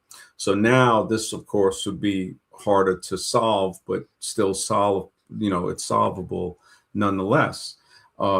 These are very important. Like puzzles like this lets us see that reality is not what we perceive it to be all the time. So like in the movie Revolver, humble yourself. It's like there's such a big power in conquering the ego, or at least holding it at bay, because we might not ever be able to really conquer it. The I think it was this picture here, right? The lines are perfectly straight, but all we have to do is put an adjutant, some type of tangent onto the picture. And these straight lines, even though they'll still be straight, if you looked at this picture first, you would think that those lines are bent when we put these balls on them. So now it looks like the picture bulges in the middle, as if there were something behind it pushing it upwards. But these lines are perfectly straight. This is the same exact picture with different colored balls around the squares, so in a certain pattern. But when we remove them, we see that those lines were straight. And this lets us see that our perception isn't always what reality is. A stronger illusion is this. If you back up and squeeze your eyes together where you're squinting and you back up, these horizontal lines are perfectly straight. I mean, people would say, no way. It's like, all right, measure it, put a piece of paper next to it. These horizontal lines are perfectly straight. And if you squint your eyes and back up, you start to see like, wow, they are perfectly straight. Just the way these are perfectly straight here, but when we put balls on the board, now they don't look straight. They definitely don't look like the line is perfectly straight, but they are. They're exactly perfectly straight. Reality is always not just one step ahead, but a couple of steps ahead. And that's the craziest thing about existence, is that, you say, wait a minute, I thought I knew what existence was, but looking at certain things like this is starting to really make me question what I thought was actually true compared to what is actually true. Like we like we saw on the demonstrations I just put forth. Yeah, so it's just food for thought, because if we feed our minds certain things, we start to again stretch the imagination, which exercises the consciousness, allowing us to become smarter, to increase our mind power, which I would think is part of the part of the goal of being here, I guess. I didn't know if Zach had anything, or Justin, or Mr. X. I'm just looking through a couple of comments. Ripple effect, thank you, brother, for the support. Aliens are fallen angels as well. Yeah, man, there's so much stuff. Fallen angels, alien. It's just understanding infinity. I mean, it's a beautiful thing. Yeah, it definitely, yes, are fallen angels as well. They definitely, it is to understand that not one thing is going to hold us in that category. It's expansive to know that there's things that look different. There's things that, yeah. Oh, I was just going to say, indeed, those are great. You should keep going with that, showing those different, because that's really a great example of, I think we're getting hotter to the truth when we see that the fact is we're seeing things in one dimension, but the reality is there's other dimensions out there, and they play a role in our life. We just can't see it. So, yeah. No, definitely. Like also when we talked about the second dimension, possibly you look at the shadow, and the shadow is possibly a second dimension. Yes. And if so, like, and I was speculating with this with a few people. I even typed it into AI, and this was like a month ago, and it just if it is a shadow, like if the second dimension is length times width with no height, then it wouldn't be subject to walls or barriers. It would just go through the wall. It would go, because it's not going through the wall vertically, it's slipping underneath it. There is no height in that dimension. And yeah, it gets very, it's almost like tingly in your mind when you start to think of these thoughts, because you kind of like feel when a muscle gets stressed when you're lifting something heavy. The mind will definitely have these types of reactions, you know. Yes.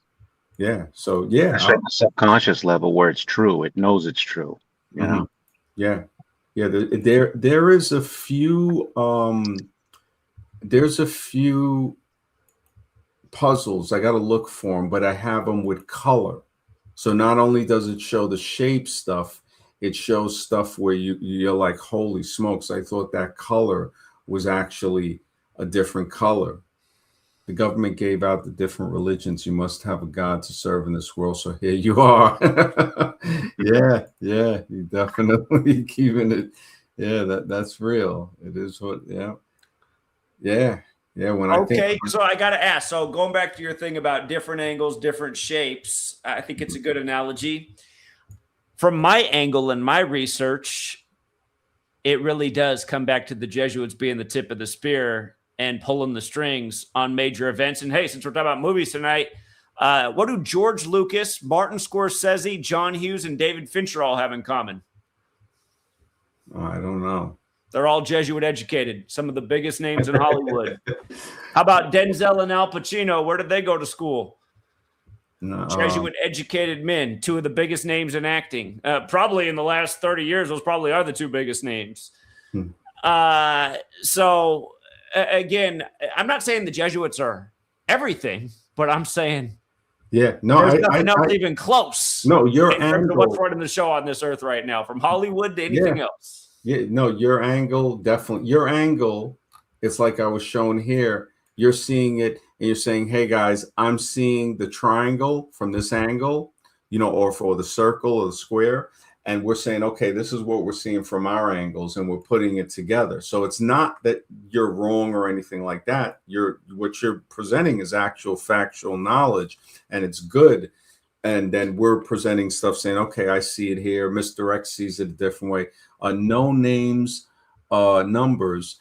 The link is pinned to the chat. I think either the top or the bottom of the chat if you want to hop on. There was something else that somebody. Oh, Abraham.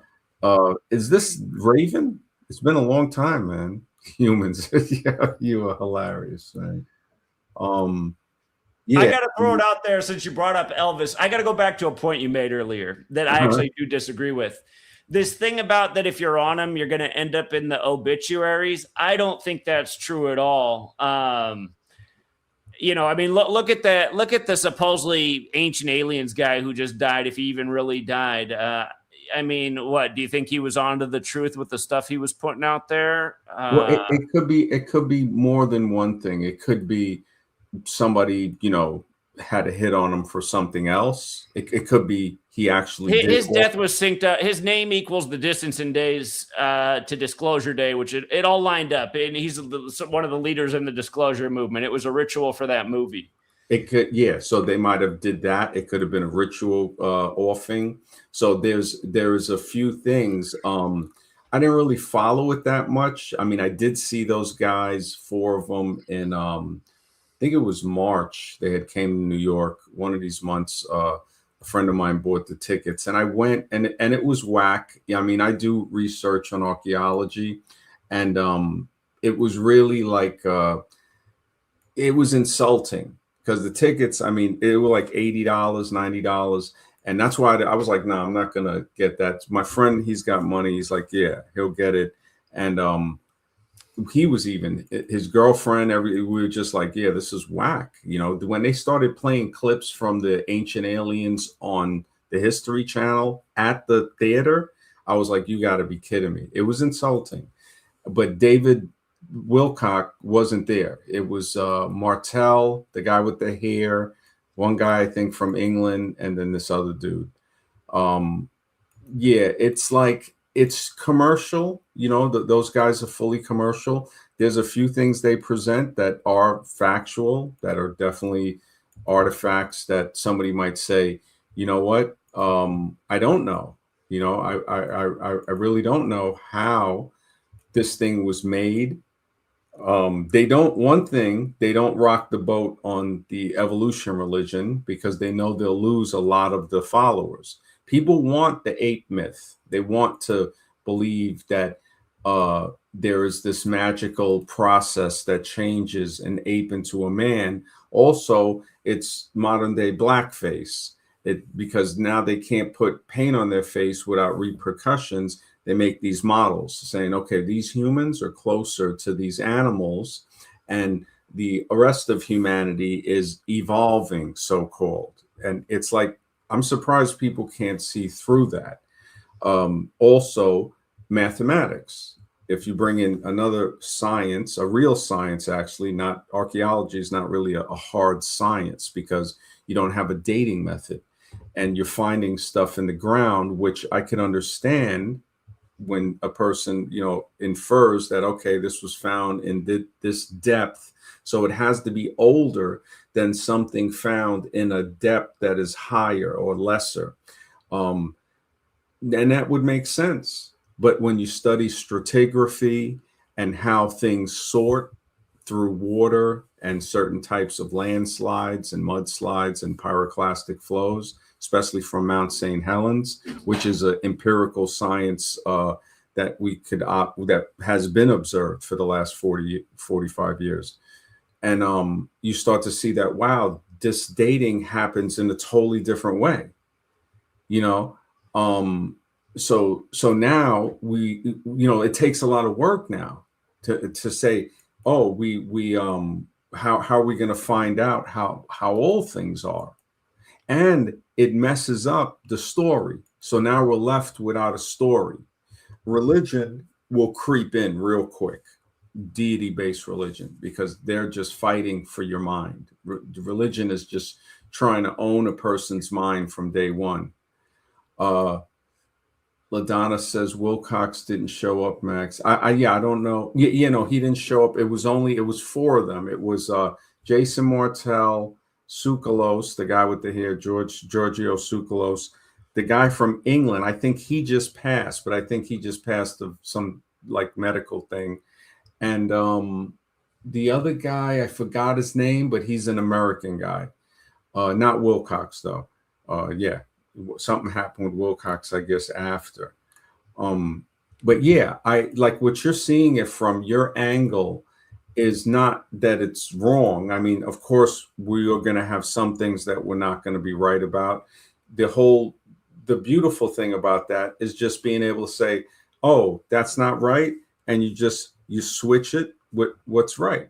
It's like writing something down. Oh, you erase it and you write the correct thing in there. If you don't want to change the erasing or say, oh man, I don't want to mess up the paper, it looks nice the way it is. It's like, yeah, but you got to correct it. That information is outdated. What was thought to be true then is proven not to be true now. And this is an example of this. A simple example would be if somebody has a piece of paper that they wrote their age on. Now you're going to fill out that paper again. You're not writing the same age.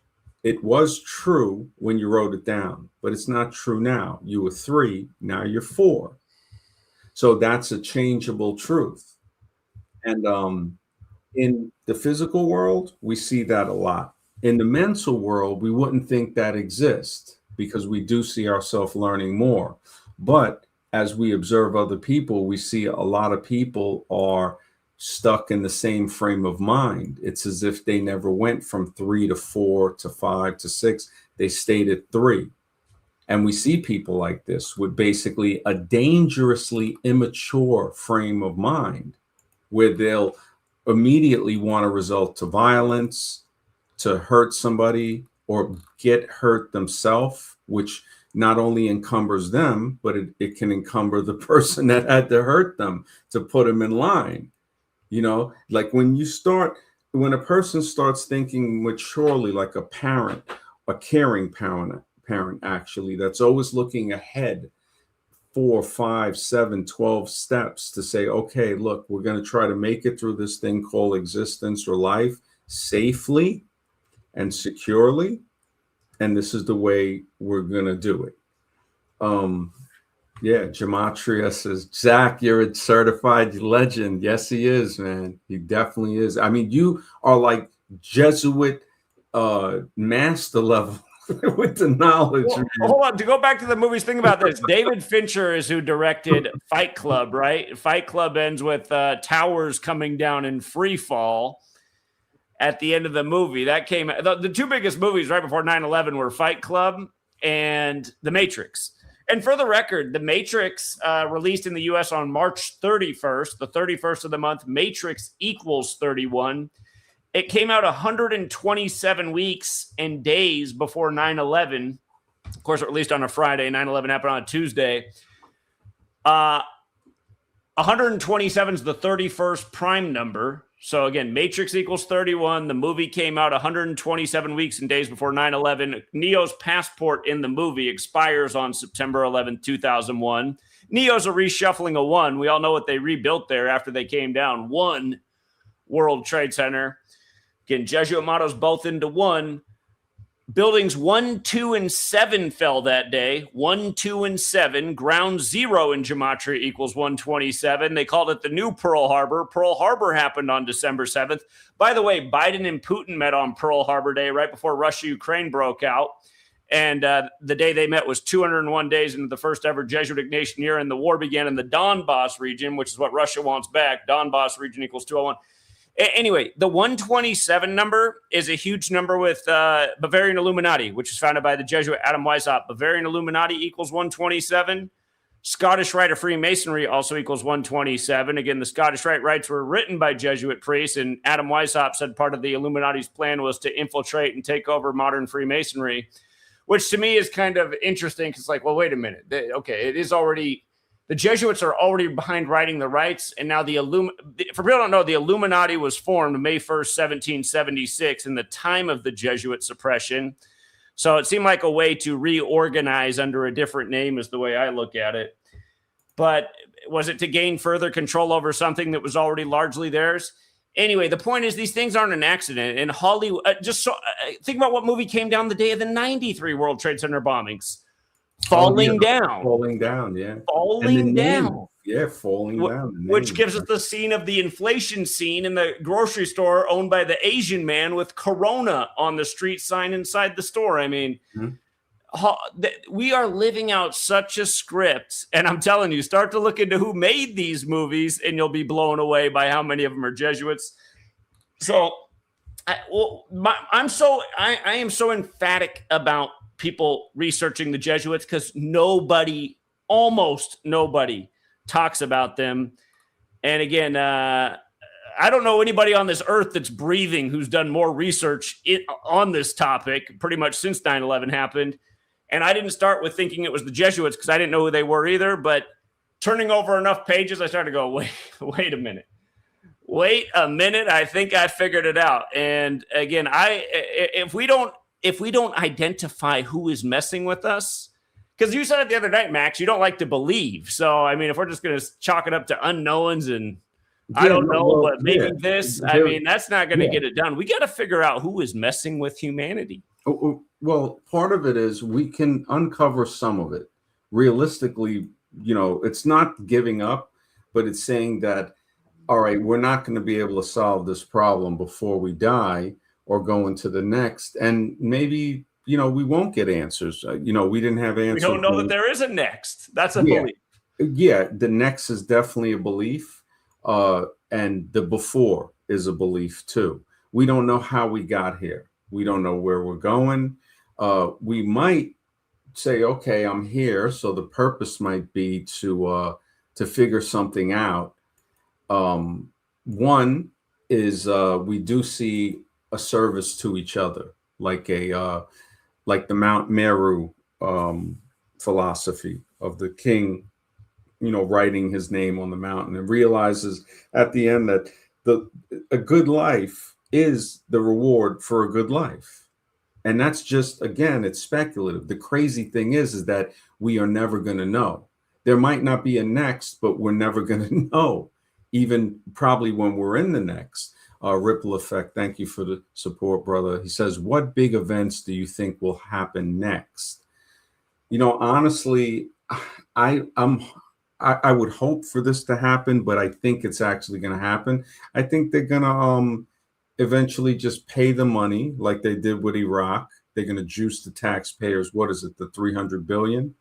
And then everything's going to go back to like the normal state of oppression that we usually have. But they got their money from like this whole thing with the Strait of Hormuz. It really like was some stock market manipulation thing. And these guys, I mean, I can't even believe that they got away or they're getting away with it. But if just looking at stuff, it's like, yeah, it seems like that's probably gonna it could escalate, but I think that yeah, possibly it's going to come back to that because it seems like it's always business as usual. It's crazy the way they I mean, I can't believe that this is going on for as long as it's going on, but I just get the feeling that it's kind of like on the downslope now. Kind of like after the 9/11, I thought, oh man, this is it. You know, it's straight 1984 now, right? But it started to just smooth off. And I was like, okay, this guy's definitely not going to be in the presidency again. And he's in for the second term. Because I remember people having memes on MySpace saying one-term president, all of this stuff. And next thing you know, bam, he's in there. Remember, the clue was Cleveland. He had his convention in 2016 in Cleveland, the only other split-term president. And for the record, their split terms are 132 years apart, like there's 132 rooms in the White House. And gematria split term equals 132. So does United States of America. And for people who don't know, this country was named 132 days after the establishment of the Illuminati. Yeah. Hey, Zach, I have a question for Zach. Because the Jesuits, one of their goddesses is the goddess Artemis. Do you think the Statue of Liberty is a representation of Artemis? Do you want to see how connected the Artemis launch is to the Superior General? Sure. Yeah, I'll pull it up here. I'll show you how perfect it is. Because that seems like Artemis. The Statue of Liberty is Apollo, the twin of Artemis. But sorry, I just want to interject. No, it's all good. I was showing something like when I showed that the thing, like, you know, we're saying, okay, we're not saying that what somebody's saying is totally untrue or whatever, but we're saying it's not accurate for the whole picture, or the cylinder one is better. Because somebody might say, no, it's a square. Somebody's, no, it's a circle. But in reality, a cylinder will cast the shadow of a square from one side, cast the shadow of a circle from another side, but it is a different object. And we see this with, I forgot the name of this object, but with this. And then also, I'll go back into this. I think Zach's got something here. So I don't know if that's too small. Can you guys make that out? Yeah, I could see it. So from the leader of the Jesuits' birthday to the April Fool's Day launch of Artemis II was 140 days. And you can see Artemis II equates to 140 when you run the alphabetic order in reverse. When you run it forward, Artemis II equals 103 like Jesuits. And then what's perfect is the last moon mission was in 72. We just talked about that with Jesuit order equaling 72. But from the anniversary of that mission ending to the April Fool's Day launch was 103 days. And remember, the majority of the craters on the moon are named after Jesuit priests. And the most prominent Jesuit priest in U.S. history is John Carroll, who founded Georgetown. Remember, they named a new crater Carroll on this latest mission, and supposedly that was after the astronaut's wife who died the day after Operation Warp Speed. And remember, they called that thing the moonshot. There's a lot more to all of this, but again, this is what's going on every day with every major news headline.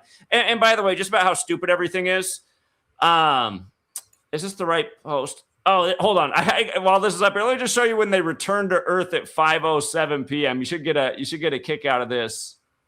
They did also sync it up with Pink Floyd as well. It's a whole other thing to talk about, but hold on. I gotta show you just how perfect the supposed return was to Earth at 5:07 p.m. Splashdown.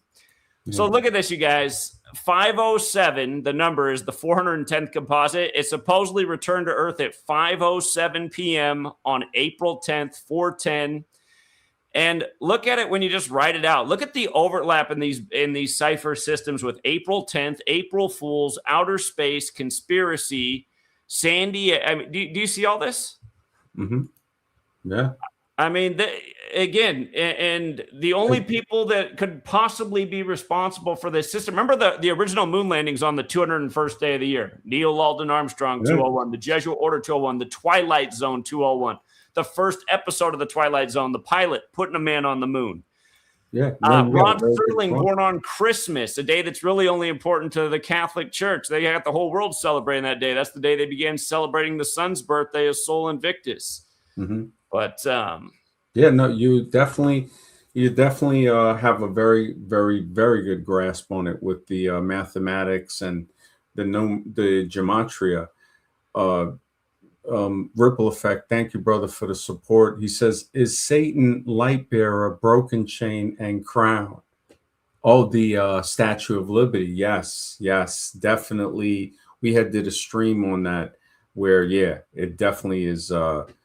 It looks like it's the statue of Lucifer, the Liberty.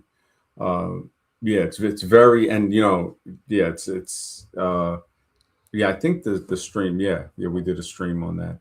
But like with the numbers, so what you're saying is like, what it seems to me is that something like when you were saying they standardized the alphabet into 26 letters, what was that, in the 1500s? Correct. Okay, so the 1500s, if they're standardizing that, I'm thinking that, okay, then that's about when modern English seems to have kicked in. And when modern English kicks in, basically what we're speaking today, or very, very close to it, we say, okay, it's like they're casting a net, just the way they cast a, when they put a grid over something to measure it, like in, this grid here, they put the grid over it to measure it. Now, they're doing it with words and time. So time is the calendar that you're saying. So they're putting that invisible grid of the count. They're like the grid with the physical measuring. That's like based on the Euclidean geometry.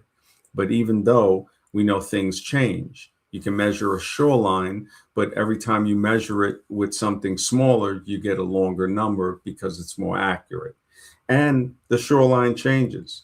So that's, another thing. So it's like we're trying to grasp the ungraspable. So, it's like the more we know, the more it's receding. But what you're saying, like, we can at least try to figure our way out, because you're saying, look, this is the grid that they put over, which is the calendar. I don't know, what is it, Augustus or something like that, or Octavius? Gregorian calendar? Yeah, or Gregorian, yeah. But it's so we got that, and then you got the numerology gematria codes. So you're seeing, so you got the time structure, the construction of that they're putting on it, and then the gematria. And I guess using this in accordance, it's like I'm seeing it from the other end.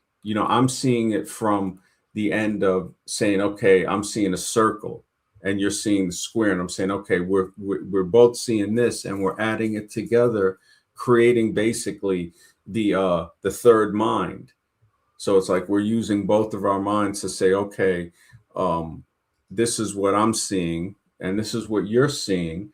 Now, possibly that grid of what would be considered the calendar, the grid of time, and then the numerology and the mathematics of gematria that you're applying to it, that is a very strong part of possibly decoding what we see as reality, right?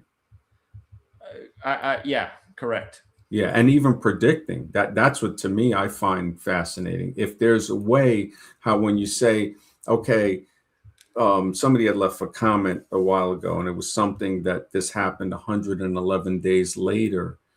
Now we know a couple of those patterns maybe predict something that would happen has that happened?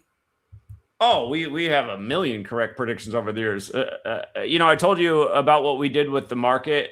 We've nailed so many things with sports, news, elections. Again, I was telling people 4 years in advance why they were going to bring Trump back in 2024. I was telling everybody way before Biden got elected. I was like the only person on the internet explaining why Biden was going to win in 2020. The first GOP debate with Trump, they had to put up on the screen that he was the 133rd richest man when they had a field of 20 candidates for the GOP. We said, there it is right there, you guys. President, White House, and government equal 133. Understanding these numbers, they're putting out information in front of your face that foretells the future all the time. The Knicks, you're out in New York. The Knicks just did an exact reversal of the 99 finals and just won the finals on the day, leaving 201 days left in the year. And, 6-13, the last championship coach for the Knicks was Red Holzman, who won 613 games. And the 6-1-3 and the 201, that's the amazing thing about June 13th, the day leaving 201 days left in the year. The phrase Jewish mysticism equals 201, just like the Holy Bible equals 201. And this Kabbalah thing is largely based in the Torah. And, the 613 mitzvahs are mentioned in the Torah. But Jewish mysticism, again, 201, the Jesuit order 201. The Jesuits do have some Jewish origins to them. There were several converts from Judaism to Catholicism during the time of the Protestant Reformation when the Jesuits were created, because Martin Luther targeted both the Catholic Church and Judaism. He said you cannot have a decent society if these things exist. He saw them as poison to humanity. So, again, that is also part of, no doubt, how the Jesuits got into what is traditionally a Jewish practice, this practice of coding numbers into words, which comes from Kabbalah. Mm-hmm. But, the predictive programming is immense. I mean, that's why I have the large following that I do on my Patreon. I have one of the most successful Patreons in the history of Patreon because of how many people have benefited off taking advantage of rigged sports and changed their life. I mean, we've taken people from being homeless to being established with this knowledge. Wow. So there's tons of predictive power in and I saw somebody in your chat the other day. I gave you guys a pretty good breakdown of how we use this against the market, and I just saw somebody in your chat like, this guy thinks you can use gematria to take advantage of the market. We've proven we have. I mean, we've changed our lives over here. I don't want to brag about my financial well-being, but when I see people on the sidelines making fun of what I'm sharing, I just know that's a low IQ, low intellect type of person. This knowledge has immense predictive power in it. And I don't think there's anybody walking the earth that's nailed more sports futures and exact predictions than yours truly. And so often, if you start to look in these sports leagues, I mean, what's the biggest sports league in the NFL or in America? It's the NFL, where people like to watch men bent over in tights. Yeah. What do they play for? They play for the Lombardi Trophy, a Jesuit. You start to look at pro sports, it will blow your mind if you look at how many players and coaches are Jesuit educated. It's disproportionately a huge percentage of every pro sports league. You want your kids to play in the league someday, ball chasers, as you would phrase it, you better send them to a Jesuit school if you want them to have a chance. Mm-hmm. So, who knows what's being done to those kids as they get groomed for the rig sports league. Oh, man. Just to make point, Michael Jackson, when he had his big trial, if he was a diddler or not, that ended by the way, Diddy, I called it a year before it happened. I said, watch, they're going to take Diddy down at age 54. And guess what? The same Jesuit educated lawyer from Georgetown who took down R. Kelly and had him sentenced on the big anniversary of the Jesuits being recognized by the Roman Catholic Church, the same one who took R. Kelly down at age 54 took down Diddy at 54. And for the record, Jesuit order is also 54, like Georgetown was founded by a 54-year-old John Carroll. And just for the record, the Jesuit headquarters is at the Church of the Jesu, Building 54. But about Michael Jackson, who went through something similar, he was acquitted on the day leaving 201 days left in the year. And the day Michael Jackson died, it is George Orwell's birthday. Michael Jackson did have a monster 1984. But more importantly, Michael Jackson, the moonwalker who turned 11 right after Apollo 11, the moon landing, Michael Jackson died on the anniversary of the first Jesuit priest to publish works mapping out the movements of the moon. And it's what I mean. It's just you start to look at everything going on the world stage. You start to see that these are all inside little Jesuit jokes, including the supposed death of Michael Jackson, who I'm pretty sure didn't die. I'm pretty sure he reappeared on Larry King as Dave. But are you aware of that, the Dave interview? With Larry King? Yeah. No. Well, who's Dave? Just look up Dave interview with Larry King, and then you'll know. All right. I'll definitely. Yeah, no, you'll laugh your ass off. It's Michael Jackson in an outfit, so it seems. Ripple Effect, thank you for the support, brother. He says, has anyone seen another C-19 coming? I mean, I hope not, man. Of course. Of course another one's coming. Look, you guys, okay. Crazy, Zach. Another one is coming. Of course it's coming. Last year on Cannonball Day, which is only important to the Jesuits, it's the day to remember their founder being shot with a cannonball. The other year, Billy Cannon dropped dead on that day. The other year, there was a emergency fire alarm at the Cannonball building on that day. The other year, Judge Eileen Cannon wanted Trump in court on Cannonball Day. But on Cannonball Day, which is to remember their founder getting shot, the World Health Organization, the Bill and Melinda Gates Foundation, the Johns Hopkins, the CDC, they published a document called the Pandemic Declaration, which is to make sure everybody gets their shots really fast in the next pandemic. And Bill Gates has been a broken record saying there's going to be another one sooner than people think. Again, this is how you can also see it's Jesuit. The fact that they created that document on the day to remember, it's just like all this stuff, you guys. The 201 is all over Sandy Hook. The first person to get the shot was Sandy Lindsay on the anniversary of Sandy Hook, which was also the day of the total solar eclipse in Argentina, where the first Jesuit Pope was from, Pope Francis, when a corona is the light that shows around the sun during the time of a total eclipse. It's just, I mean, you start to look at everything. Again, there can be no doubt about what's going on in this world, you guys. Yeah, no, I hear you, man.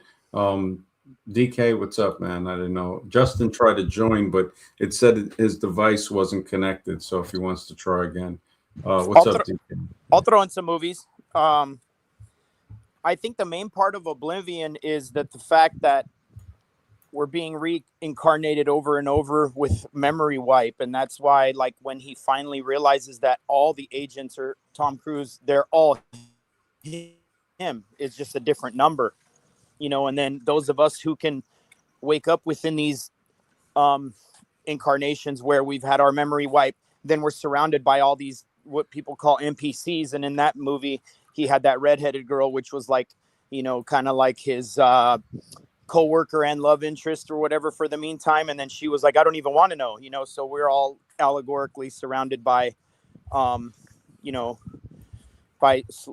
sleepers, like I usually call them sleepers. And then we're all so asleep, we're like literally working on your thing is breaking up, but DK, I don't know what it is. Prison. Are you driving or something? Yeah, it's not coming in, man. I don't know. No, I'm out by the beach. There's not. Oh, okay. I hear you now. I just heard you clear for a second. Yeah, now it's like kind of, I'm not really hearing you, but it was very clear for a minute. I just heard it a little. It's probably the positioning. You probably, I don't know where you just were, but it came in clear for a second. When you first came on, it was clear. Yeah. Okay, I just heard yeah. Yeah. I don't know, man. It's not. Does that?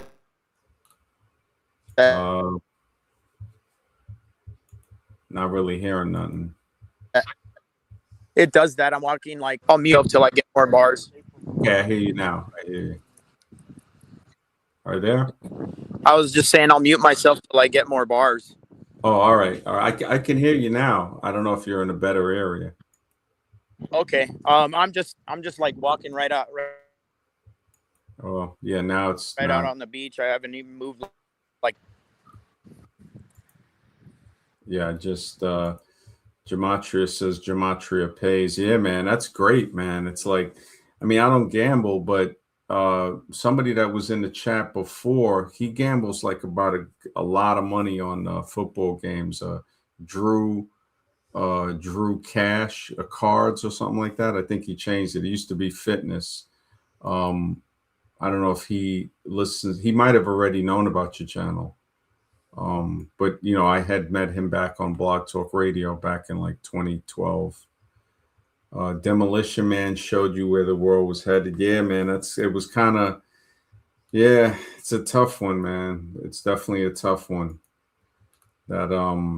That one was just Taco Bell, the only remaining fast food company. For the record, the only fast food company with a 201 in the name too. Wow. Wow. It's just yeah.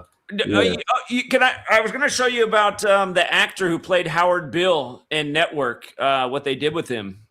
Who, the newscaster? Howard Bill's the newscaster. He's the prophetic newscaster. I remember when he was, I don't know if it was him, but they had a part with Ned Beatty. Ned Beatty's in it, I think. Ned Beatty, yeah, he recently died. He died at 83. Murder equals 83, like Network. The song Murder by Numbers by the Police came out in 83. Wow. That's crazy, man. So Peter Finch, who played Howard, for anyone who's never seen Network, some people might find this movie boring, but you got to make it through. They're just gems in this movie, and it really did foretell the future of news. Again, the lady comes in, she's the new head of the news network. She says, listen, we're done with the news. It's time to start producing the news. We got to get ratings up. This needs to be for profit. And here we are today. But yeah, Howard Beale, great character played by Peter Finch, who became the first actor to win an Oscar after dying.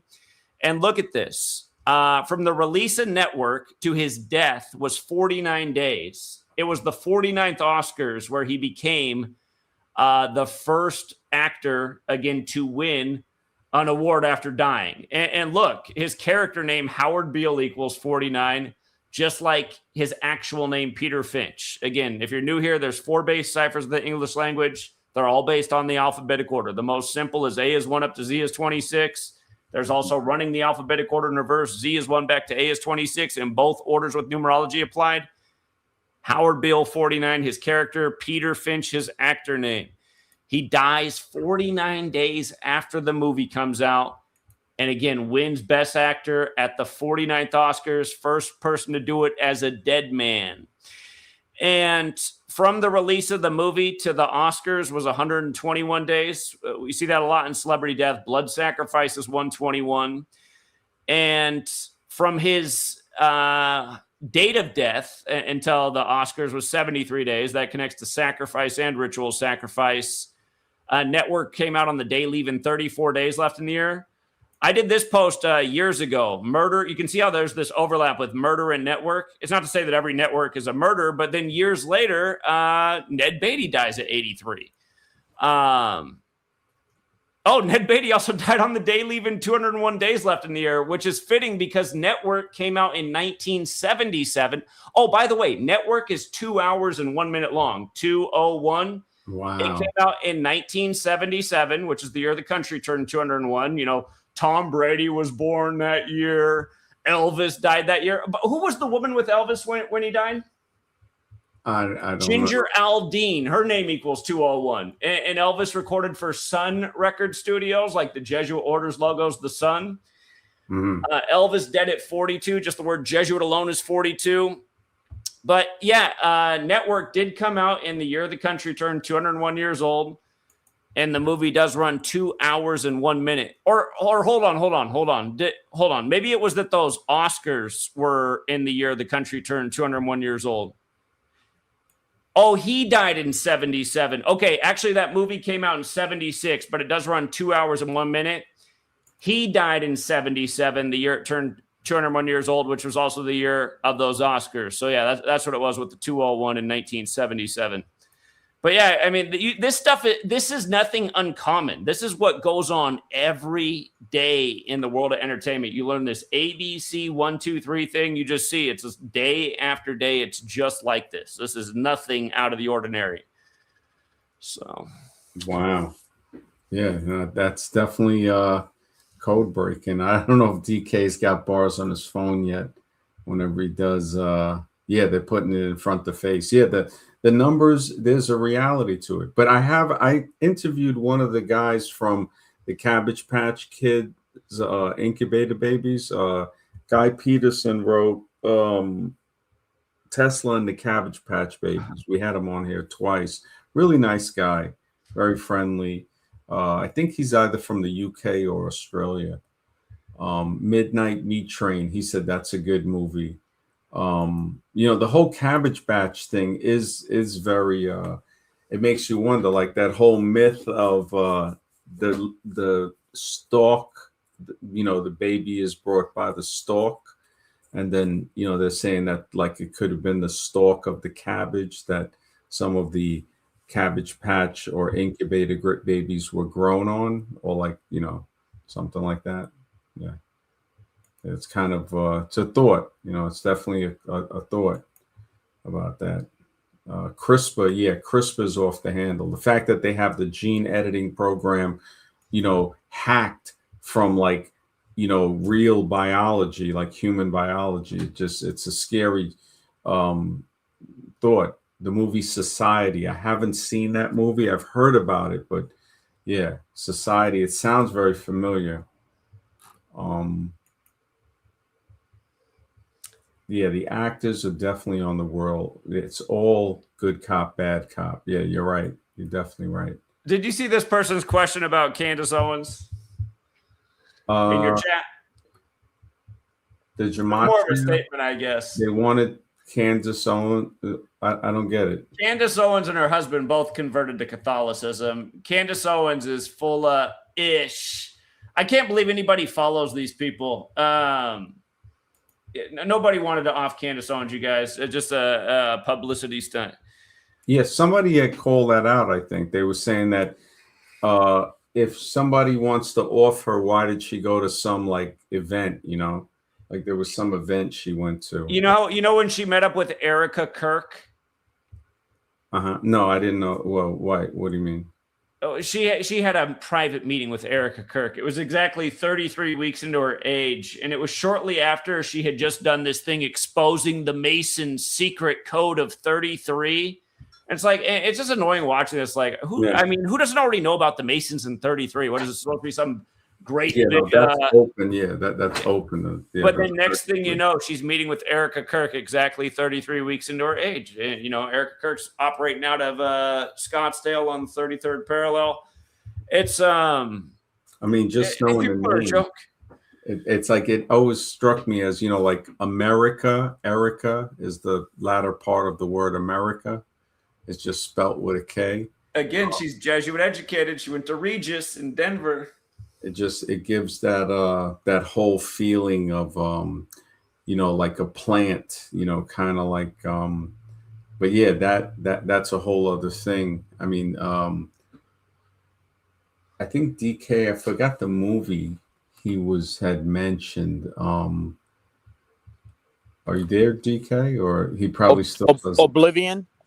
Oblivion, yes, that's what it was. Yeah, I was saying something about it with the part where it's funny that you mentioned that movie because I was just watching a part of it today. And when the girl, because Tom Cruise and I forgot the girl's name, they're living in like this sky apartment, or that's what I guess the machines had made for them. It's like in orbit or something, very high. And man, your thing isn't coming in clear. But they were pods. Yeah, like pods. They were living in pods on top of what? On top of like really tall pedestals, like taller than telephone poles. It was up into like the clouds. Yeah, up into the cloud. Okay, so it did have a pole. It wasn't like floating or something. Okay. Yeah, it was like, yeah, exactly, like an apartment or a house in the clouds. But his job was going around getting these drones, these fighter drones, and fixing and repairing them. And him and his wife, the the person on the camera, which seemed to be like AI, was like, all right, are you people being an effective couple or an effective team? And they're like, yeah. Once That the wasn't lady, his wife. That wasn't his wife. It was just his coworker. okay, his coworker, all His right. wife was the other Asian one that he remembered that crashed in the ship, and he's like, "Oh shit, this chick's my Yeah, actual yeah. wife." Well, the wife was, that was the girl that before he was taken by the aliens, the Asian type of looking girl. But then the redhead that he's sleeping with, the coworker, she's actually, I think, weren't they in a sexual scene in that when they were like in the beginning of the movie, like him and the redhead that lived in the tower, the cloud tower. I think, but No, because they yes, were using them to clone, they were clones actually, right? I think they were all clones. no, So only he was the clone. the what? Only he was the clone. Oh, she was, Only he was the clone. no, but didn't they Only he have? was being cloned. Yeah, but didn't they show her as being one of the clones when they were in the Tet, and you see them in those like triangular pods? No, those were all Tom Cruise. Are you sure? Let me I'm see. almost positive. Yeah. Clone pods from the movie Oblivion.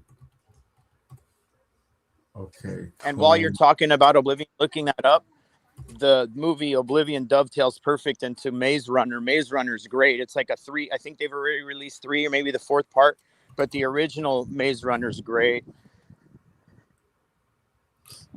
You familiar with that one? The what? Maze Runner. Are you familiar with Maze Runner? That sounds familiar, but I don't remember watching it. That's another good one. That's the same allegory where you're being thrown into something and then you have no memory, and then all of a sudden you start remembering, and then like he's like one of the woke ones, so he starts figuring everything out for everyone. And then another really good one most people never heard of is Source Code. You ever heard of that one? Yeah, that's with that guy Jake Gyllenhaal or something. Yeah, Brokeback Mountain. Yeah. Yeah, that one actually, that one was pretty deep because he's like did like keeping him alive in like this tank. He's like just what, like half a body or 3/4 of his body or something, being kept alive like in a tank, Yeah, and well, they're like replaying his it mind was to just like find out. Jacob's Ladder. Yeah, kind of like Jacob's Ladder, but He on another like Jacob's Ladder, he was dying on the operating table the whole time. He was dreaming that he came back home from Vietnam and was working at the post office and all of that stuff. And then when he started seeing those weird like faces in the cars with looking like they have like a mask on, and then like coming to the closer of the movie, at the end he realizes he's on the operating table in a field tent in Vietnam, dying, right? Like, or he died or something. Yeah, basically the whole movie Jacob's Ladder is a dream he's having. That's it. The Yeah, movie, while he's on the while he's dying in Vietnam on the operating table. Yeah. It's actually that's a deep yeah, that's actually, well, like Source Code is like that, but I would say it's about a step deeper because they're searching through his memory while they keep like repeating and playing the train scene that he was on when he crashed and ended up in that, like in the predicament. And now they're basically just keeping him alive to try to juice what they can get from his memories from the crash to figure out who sabotaged it, right? Yeah, and then they can keep replaying the very like 12 Monkeys they take keep on it, where replaying, until they can find out or get more clues to say, okay, this is the saboteur. You know what other movie Jake Gyllenhaal's in that's full of predictive programming is Donnie Darko. Oh man, that one. Darko. I didn't see the whole thing, but that one was kind of, yeah. That's a weird movie, man. I didn't really understand it, honestly. Well, again, a plane crashes into his house, right? And it first premiered on January 19th, 119, 911 in reverse, 2001. By the way, half the movie is set at the school, which is a Jesuit school. You see the IHS all throughout the movie. The little girl, his little sister from that movie, just died the other day. Did you see that? No. Dead at 35. What was it? 35 weeks after the anniversary of her last film that she was in. 149 days from the Superior General's birthday, the 35th prime. It's kind of like JFK. JFK was born on the 149th day of the year. Number 35 killed off I-35. So you're saying Jake's younger sister died? His little sister in that movie, the actress. Okay. In real life, she died, you're saying? Or in the movie? Yeah, she played Lilo of Lilo and Stitch. She was the voice actress for that character. And Lilo equals 24. She died on the 24th anniversary of the first Lilo and Stitch movie coming out. It's like someone close to them always dies. Wow. Whenever they put out anything in the world of entertainment that's based on like an older iteration of that film or that show, somebody from the older one dies every time. You just put up that great little meme of the Wednesday actress. I can't believe people didn't see what they did with right when that show came out, the original Wednesday from the Addams Family dropped dead.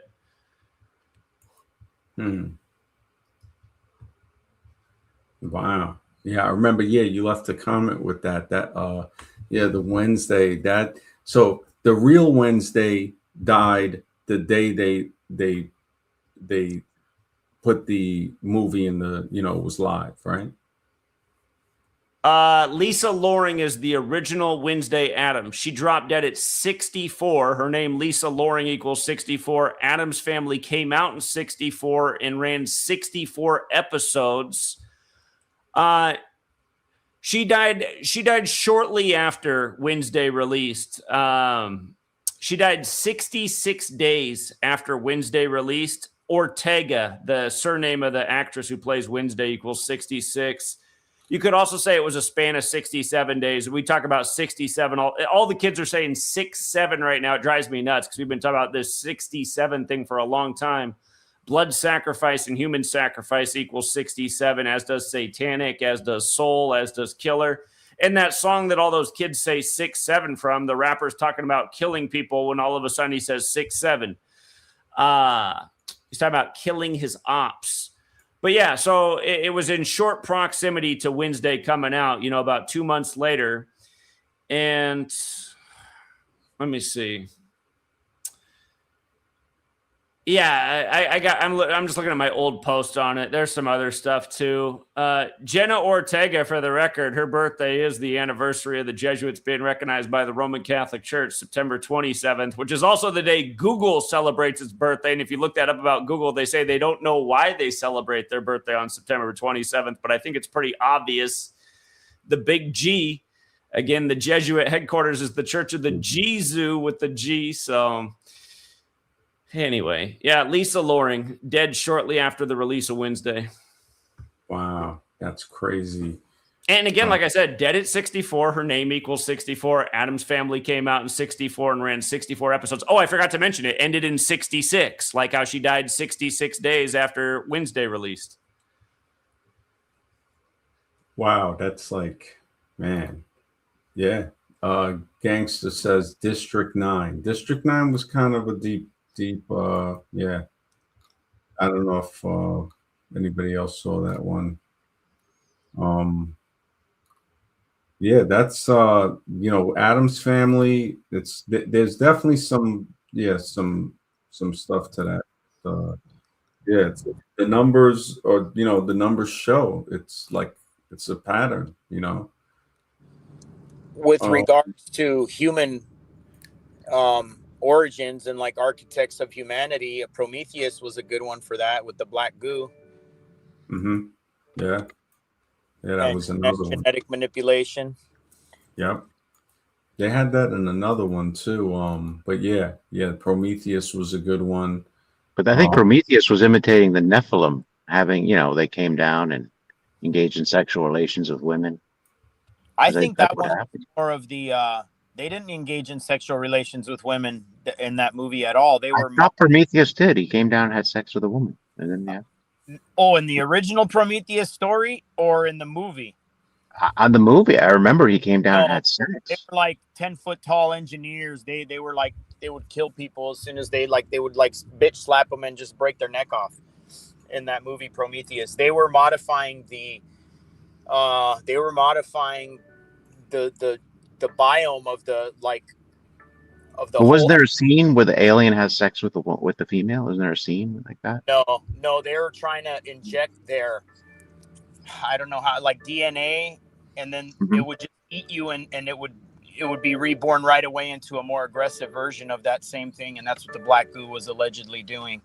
But that was like a Anunnaki. That's like the Anunnaki story more than anything. That Prometheus one of them coming and manipulating the genetics, not interbreeding. Interbreeding would be more of a fallen angel thing, which is another, the whole thing of pagans is a psyop, fallen angels is a psyop. So originally, the term Christian was the derogatory term that, which were like the people who venerated the sun as the, like lens of God here, not the actual God. That would be like the Egyptian Ra, right?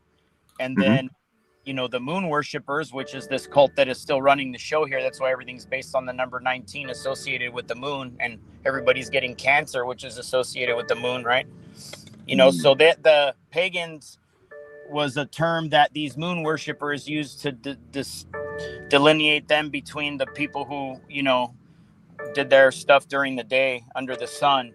And then that got switched around. Now the Christians, which is 99% of Christianity, is, nonsense that was made up that the Christians are following as their religion. And the 1% of stuff that, the message that Yeshua was actually teaching, and the Ayurvedic healing principles and all that stuff, and the breath work and all that they don't know nothing about that. That's now like called, New Age hooey or whatever. So everything's been like inverted.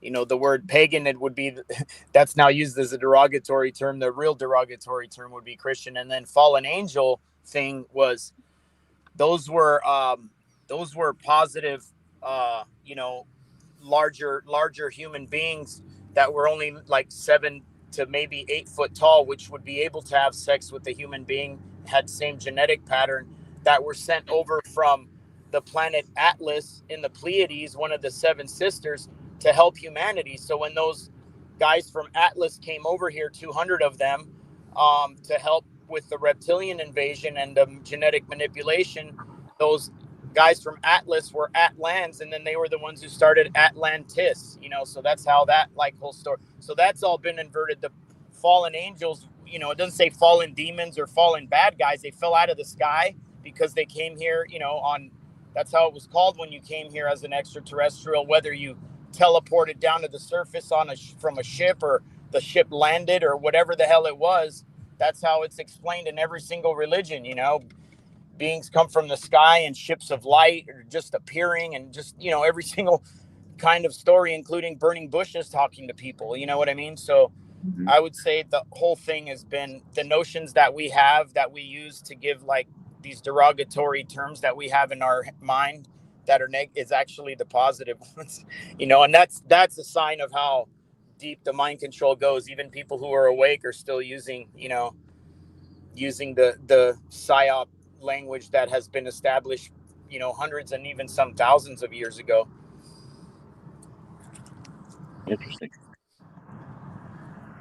And like Judeo-Christian, another just meaningless word. They believe that, Yeshua was a false Messiah, and he's currently, suffering in a boiling vat of oil or something like that. And then for the Christians, he's their Messiah about to come. So it's completely two opposite ends of the spectrum, but then have a word like Judeo-Christian, which just doesn't mean anything. It's like two opposing. Sure. It's definitely man-made.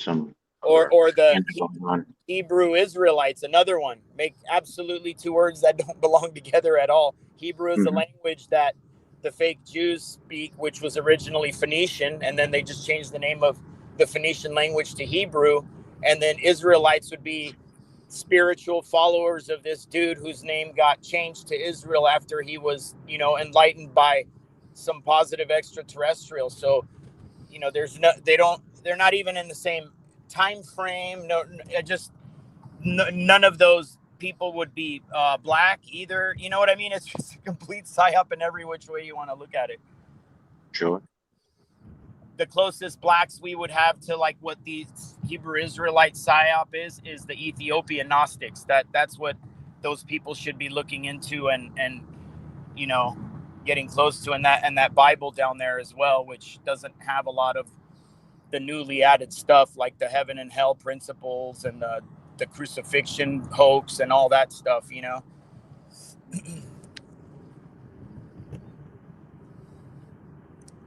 Yeah.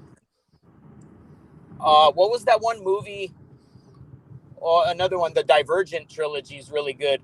What was the one movie with Christian Bale where they're like the government's injecting him so their feelings they can't, and then he was like asked to kill the dogs, and that's when he woke up. He's like, I ain't doing that. God, that was another. I know what you're talking about, but I can't think of the title of that one. I think it's Equilibrium. Yes. Yeah, Oh. that is it. Yeah, that was a good movie. That came out right around the time of The Matrix, too. Yeah. Elysium's really good too. Yeah. Elysium is a really good movie. That actually seems like what we have today, almost. You know, Pretty much. Yeah. They can cure whatever. Matter of fact, a lot of the stuff that they push for people to eat causes a lot of the problems, and it's like a merry-go-round asylum with the drug foods and the foods that cause problems that are banned in a lot of countries, but here in the American experiment, they're everywhere. I don't know. Shutter Island. The what? Ooh, I like that. Shutter Island. Yeah, that was actually a good one. We're Yeah. all on. That's basically what you were just explaining. We're all on Shutter Island, and some of us just realized it, and the others don't even realize it. They're just, are you smoking their cigarettes? Are you drinking their soda? Are you crazy? You know what I mean? Like, yeah, yo, we're all on Shutter Island. Yo, that is brutal. Holy, the asylum. that's the whole allegory of these movies, you know, because that's the whole trick of the Hollywood magician, right? Hollywood is the wood of the magic wand is made out of, correct? So Yep, it's true.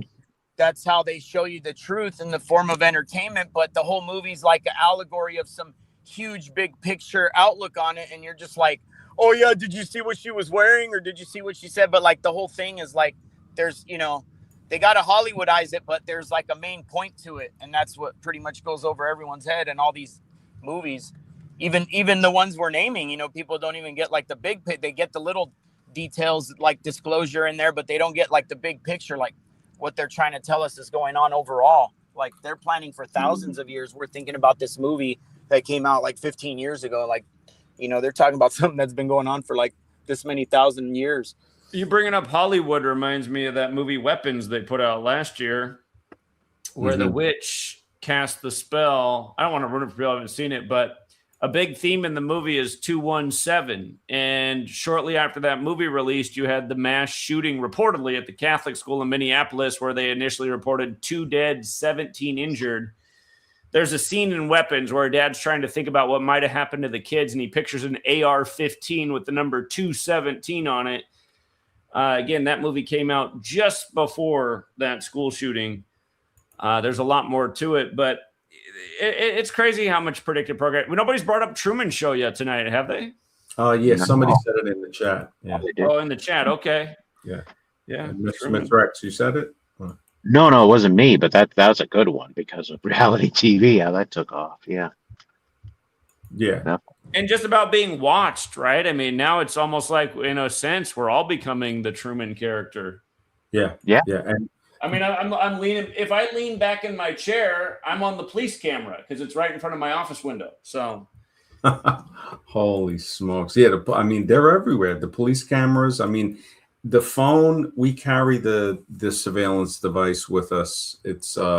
every computer anywhere, doorbell cameras, like it's full surveillance. It is what it is. I mean, you remember the Bernard Getz story from 1980s, the guy on the subway that shot the 4 kids that were trying to rob him, or they say that they were trying to rob him. I don't know if you remember that, but he was working in the 80s on like microphones the size of finishing nails, so very slim, like the size of a lead of a pencil, very thin microphones. And this is in the 80s. So imagine going 40 to almost 50 years into the future. That's, there are things that people would not believe. It doesn't matter whether they believe it or not, but the fact that it exists, where you have microphones and video devices that are almost undetected, you're not going to be able to figure out what it is. Just the way they have like certain very small insects that are robotic, but you would never be able to tell that it was robotic. It's a kind of robotics that look organic in a way. And now they're, well, not now, but before, they've already hacked into the organic. So even if they could implant mechanical operating controls into an organic insect, it would now be almost undetectable as something that is not a regular insect, because it's housed in the body of that. I wouldn't be surprised if they got some humans like that. Yeah, Agent Smiths. Yeah, it definitely it is what, yeah, it definitely is, man. It's it just yeah, it's food for thought. It's definitely Plum Island is brutal when you think about it. I think they're selling it. I think they said they stopped researching it, right? But I think they're selling it or something. If you check, They it's moved up it to Texas, I heard. The animal controls. Yeah, they moved it to Texas. I think we spoke about that island in South Carolina, the one with the rhesus monkeys on it?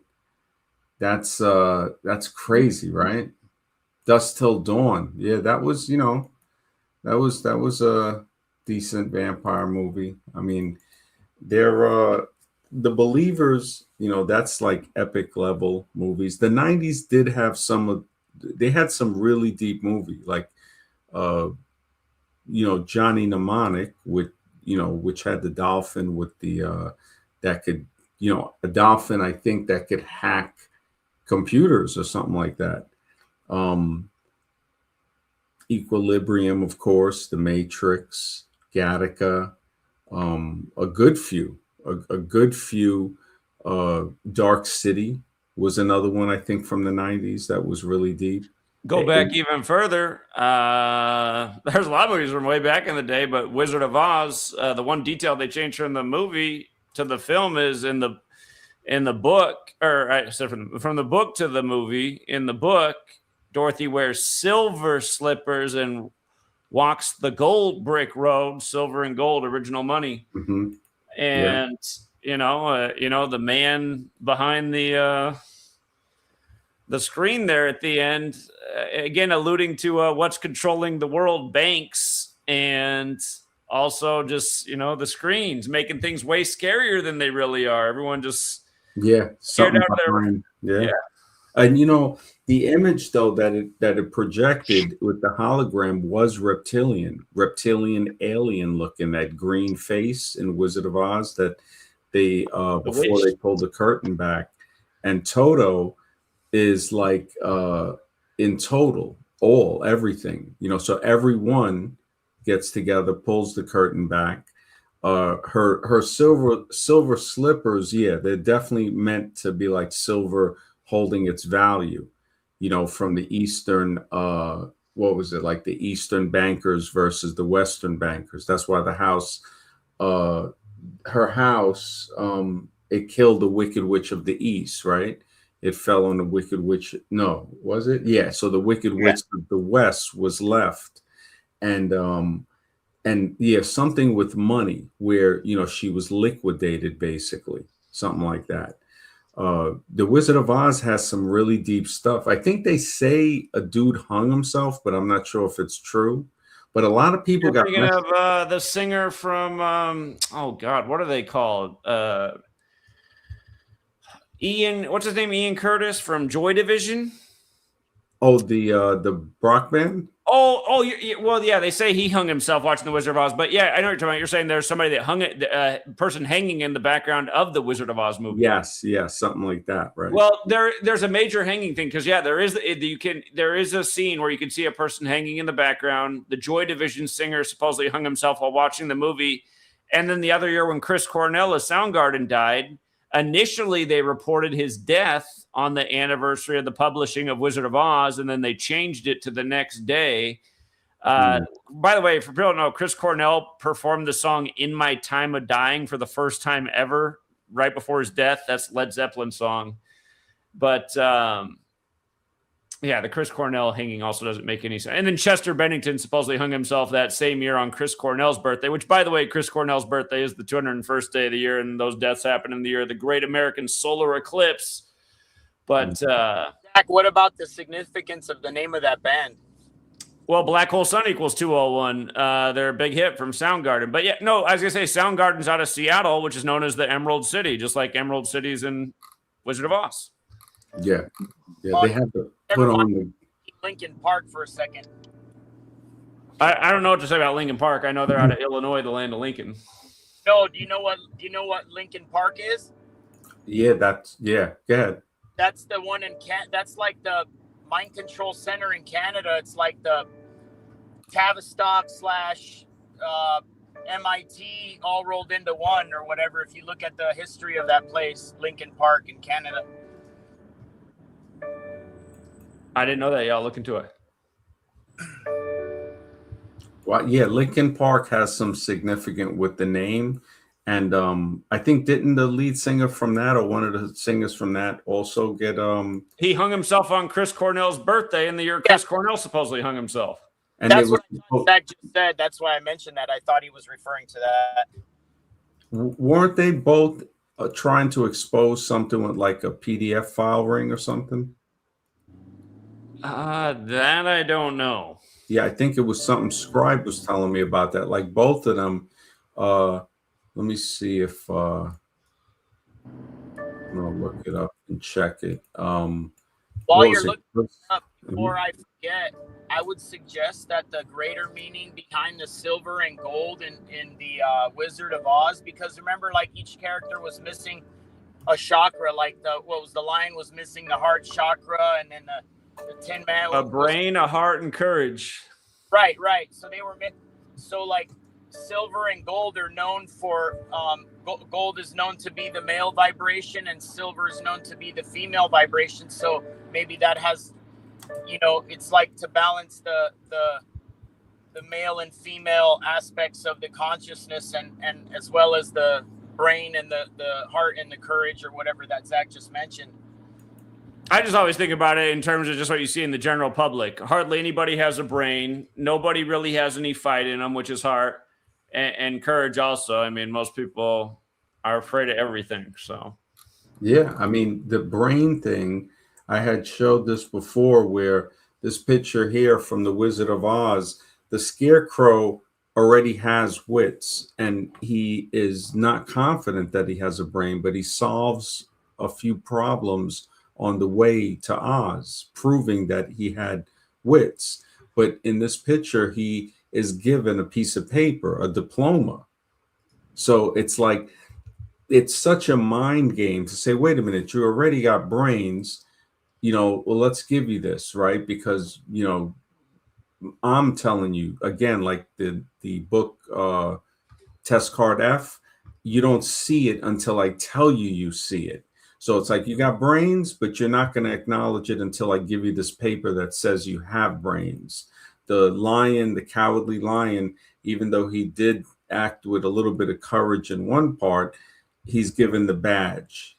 So now he's saying, okay, here's a supplement. Same thing with the Tin Man, who showed he was caring, and then, he says, okay, here, take this fake heart. But the Scarecrow one is probably one of the best examples of basically, here's something to say that you have brains, which you already have. Because remember, you can't say you have it.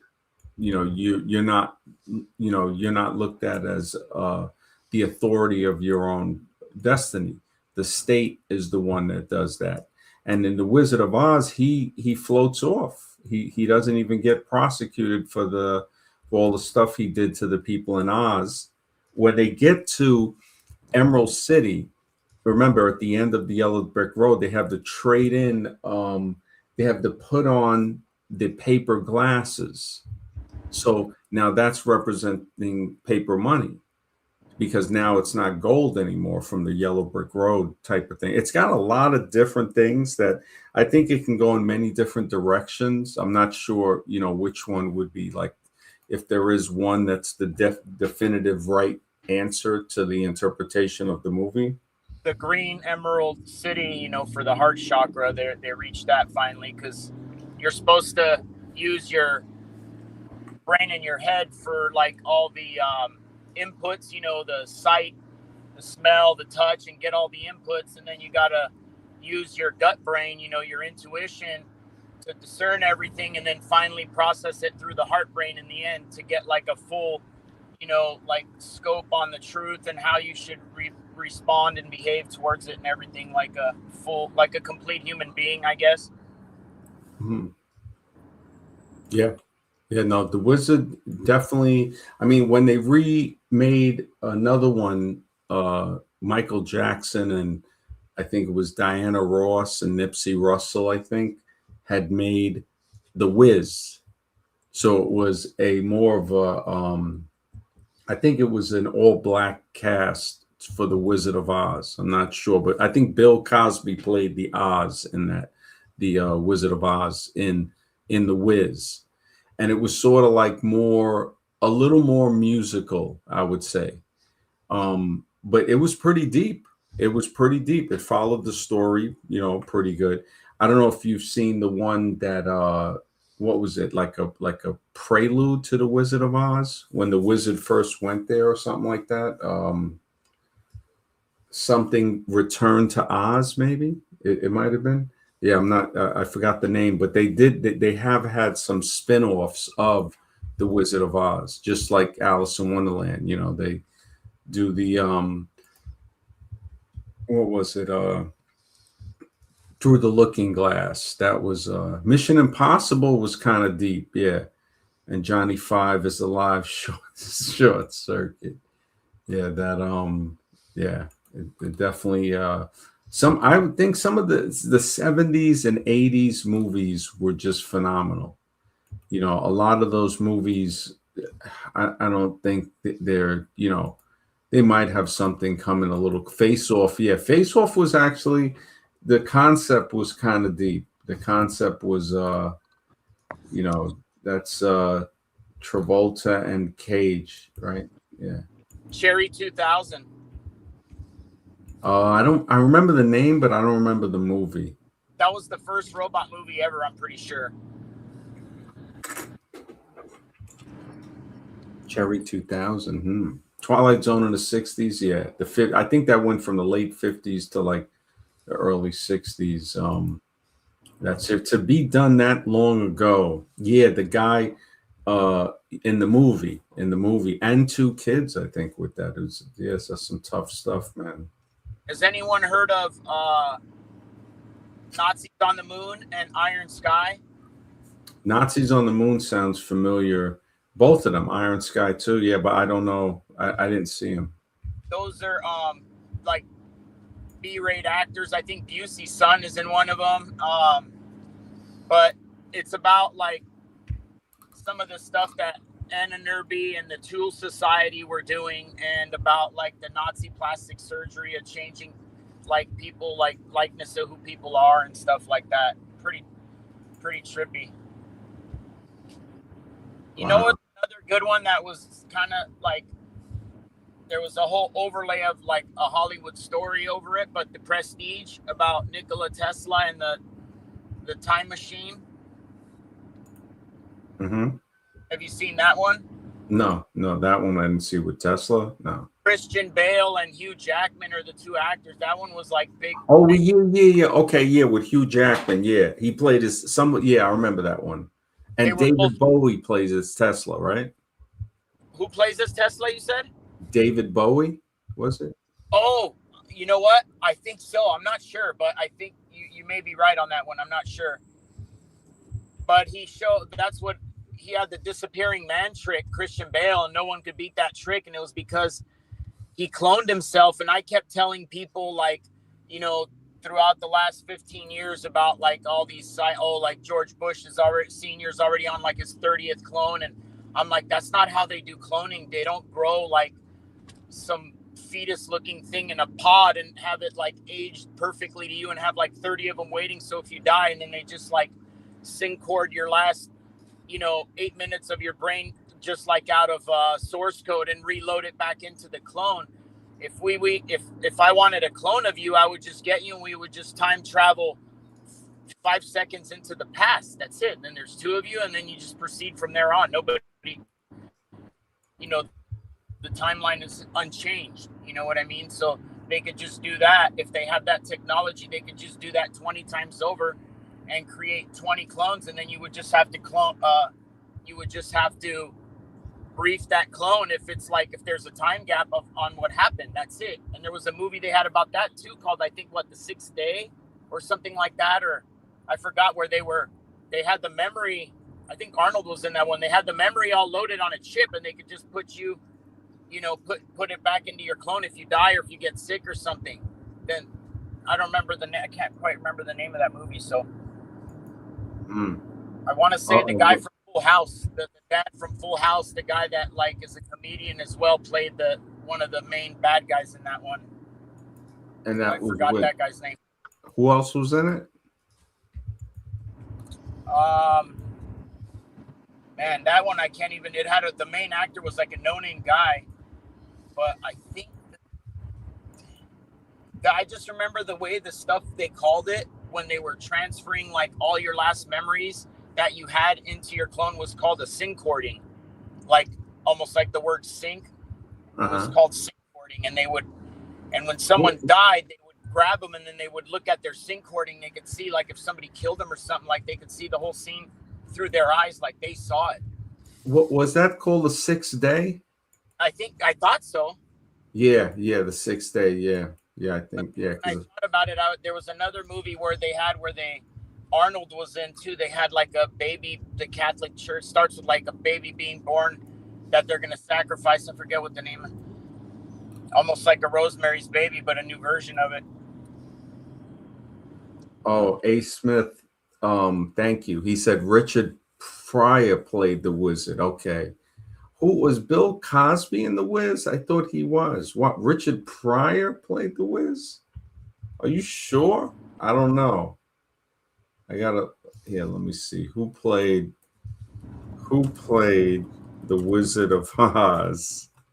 Just for the record, End of Days is the movie DK was talking about. The Vatican calls the hospital in New York. Oh, the baby's born at the right time. They need to sacrifice him. Yeah. Wow. You know what? AS is right. It was Richard Pryor. I stand corrected, man. I thought it was Bill Cosby, man. Yeah, I guess maybe Bill Cosby wasn't even in The Wiz. he didn't. Holy smokes. I'm thinking Bill Cosby was in there. He wasn't even in it, man. That is so, I tell you, man, what we think, what we remember, it's like, it's always good to stay open-minded. It's like Edge of Tomorrow. Anyone seen that one? The what? Edge of Tomorrow, another Tom Cruise.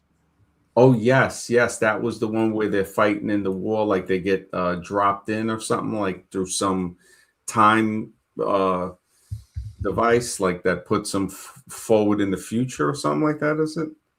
they're fighting these aliens, and there's different there's these boss level aliens, and if you kill one of those, then every time you die, it just restart. You don't really die. It just restarts over again. So he just keeps returning back to the same spot every time they drop him off in that war. So he starts learning. He gets better and better and better. And after a while, he's just like, he just knows the shit like the back of his hand. And that's kind of like an allegory. Like, we get reincarnated so many times over. Finally, we wake up and we get it. You know what I mean? After like 1,000 times.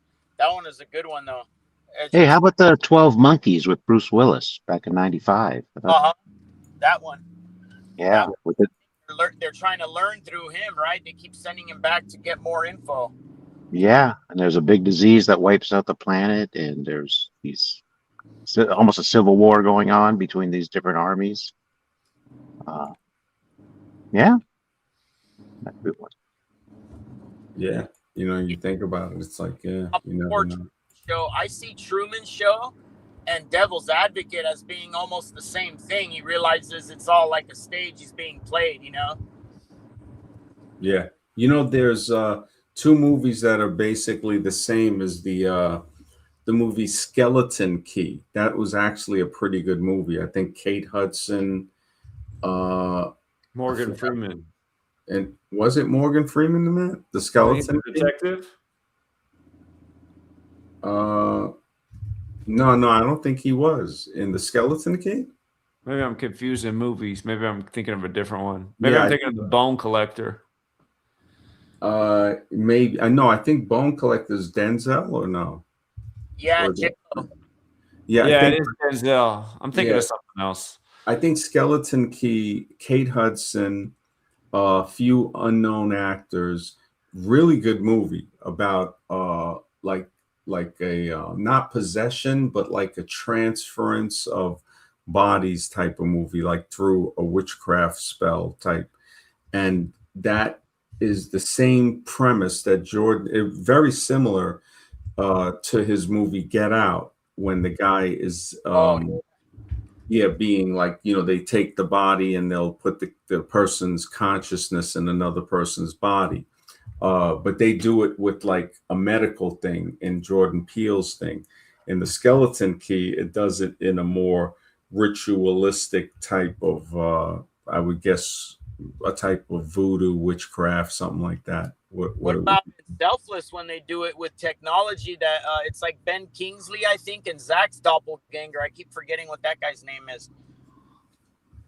Ben Kingsley, who played in Gandhi, that guy?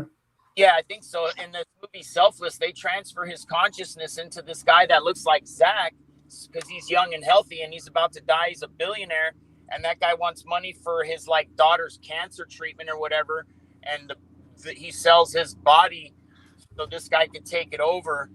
And then the rich guy finally realizes, like, dude, I can't be this guy, and then he just lets his consciousness fade away, and the other guy's like takes over the body again. That one's pretty good. Wow. That whole, you think about that transference of consciousness into another vessel. It's just, it's kind of shocking to be like, man, this whole thing. Hyperborean, what's up? He says Farrell's work is more fictional than anything. Yeah, if you want to hop on, bro, we got the link pinned to the top of the chat. I think you and Zach might have like a really deep conversation, man. Hostile Hyperborean's a really cool dude. He has like some very, very deep outlooks on existence and stuff like that. The movies, I would think he probably knows. Metropolis, it's over 100 years old, and that's a trippy movie, man. I mean, the fact that they're making a robotic woman that gives birth to male workers, you wonder about that. Like, what? I don't get it, Yeah, The Devil's Advocate, man. Yeah, that was, I don't know. Oh, it was what, like a time travel? Oh, yeah, because, it kind of showed, like at the end, he ended up being like, it had like, time warp thing to it.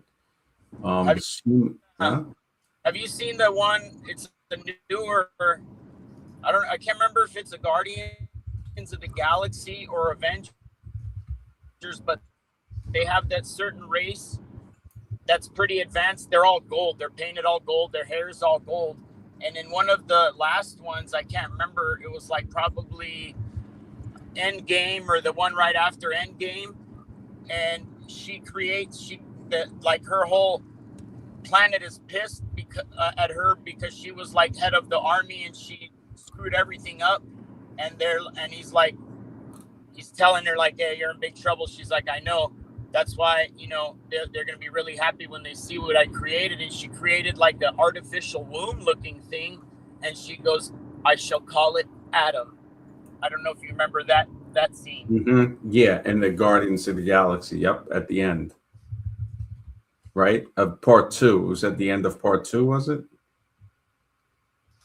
It was the one where pretty sure it was the one where they bring forth this like supervillain black guy who has like his face peeled like on top of a face. It's like a fake skin on top of jacked up face.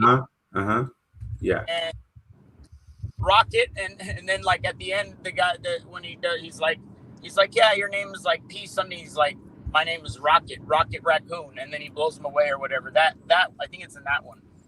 Mm-hmm. Yeah. No, that yeah. Galaxy 4, I guess it would be, or something like that, right? Mm-hmm. Yeah.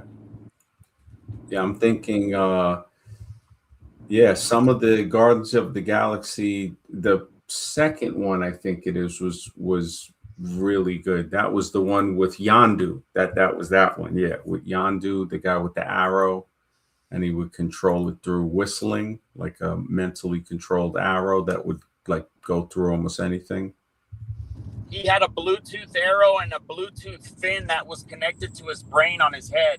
And then updated like in one of those, I think Guardians of the Galaxy 3. And then it was like a big old mohawk shark fin. And then, but yeah, that same principle. The other guy, after he dies, the other guy like tries to take over his power.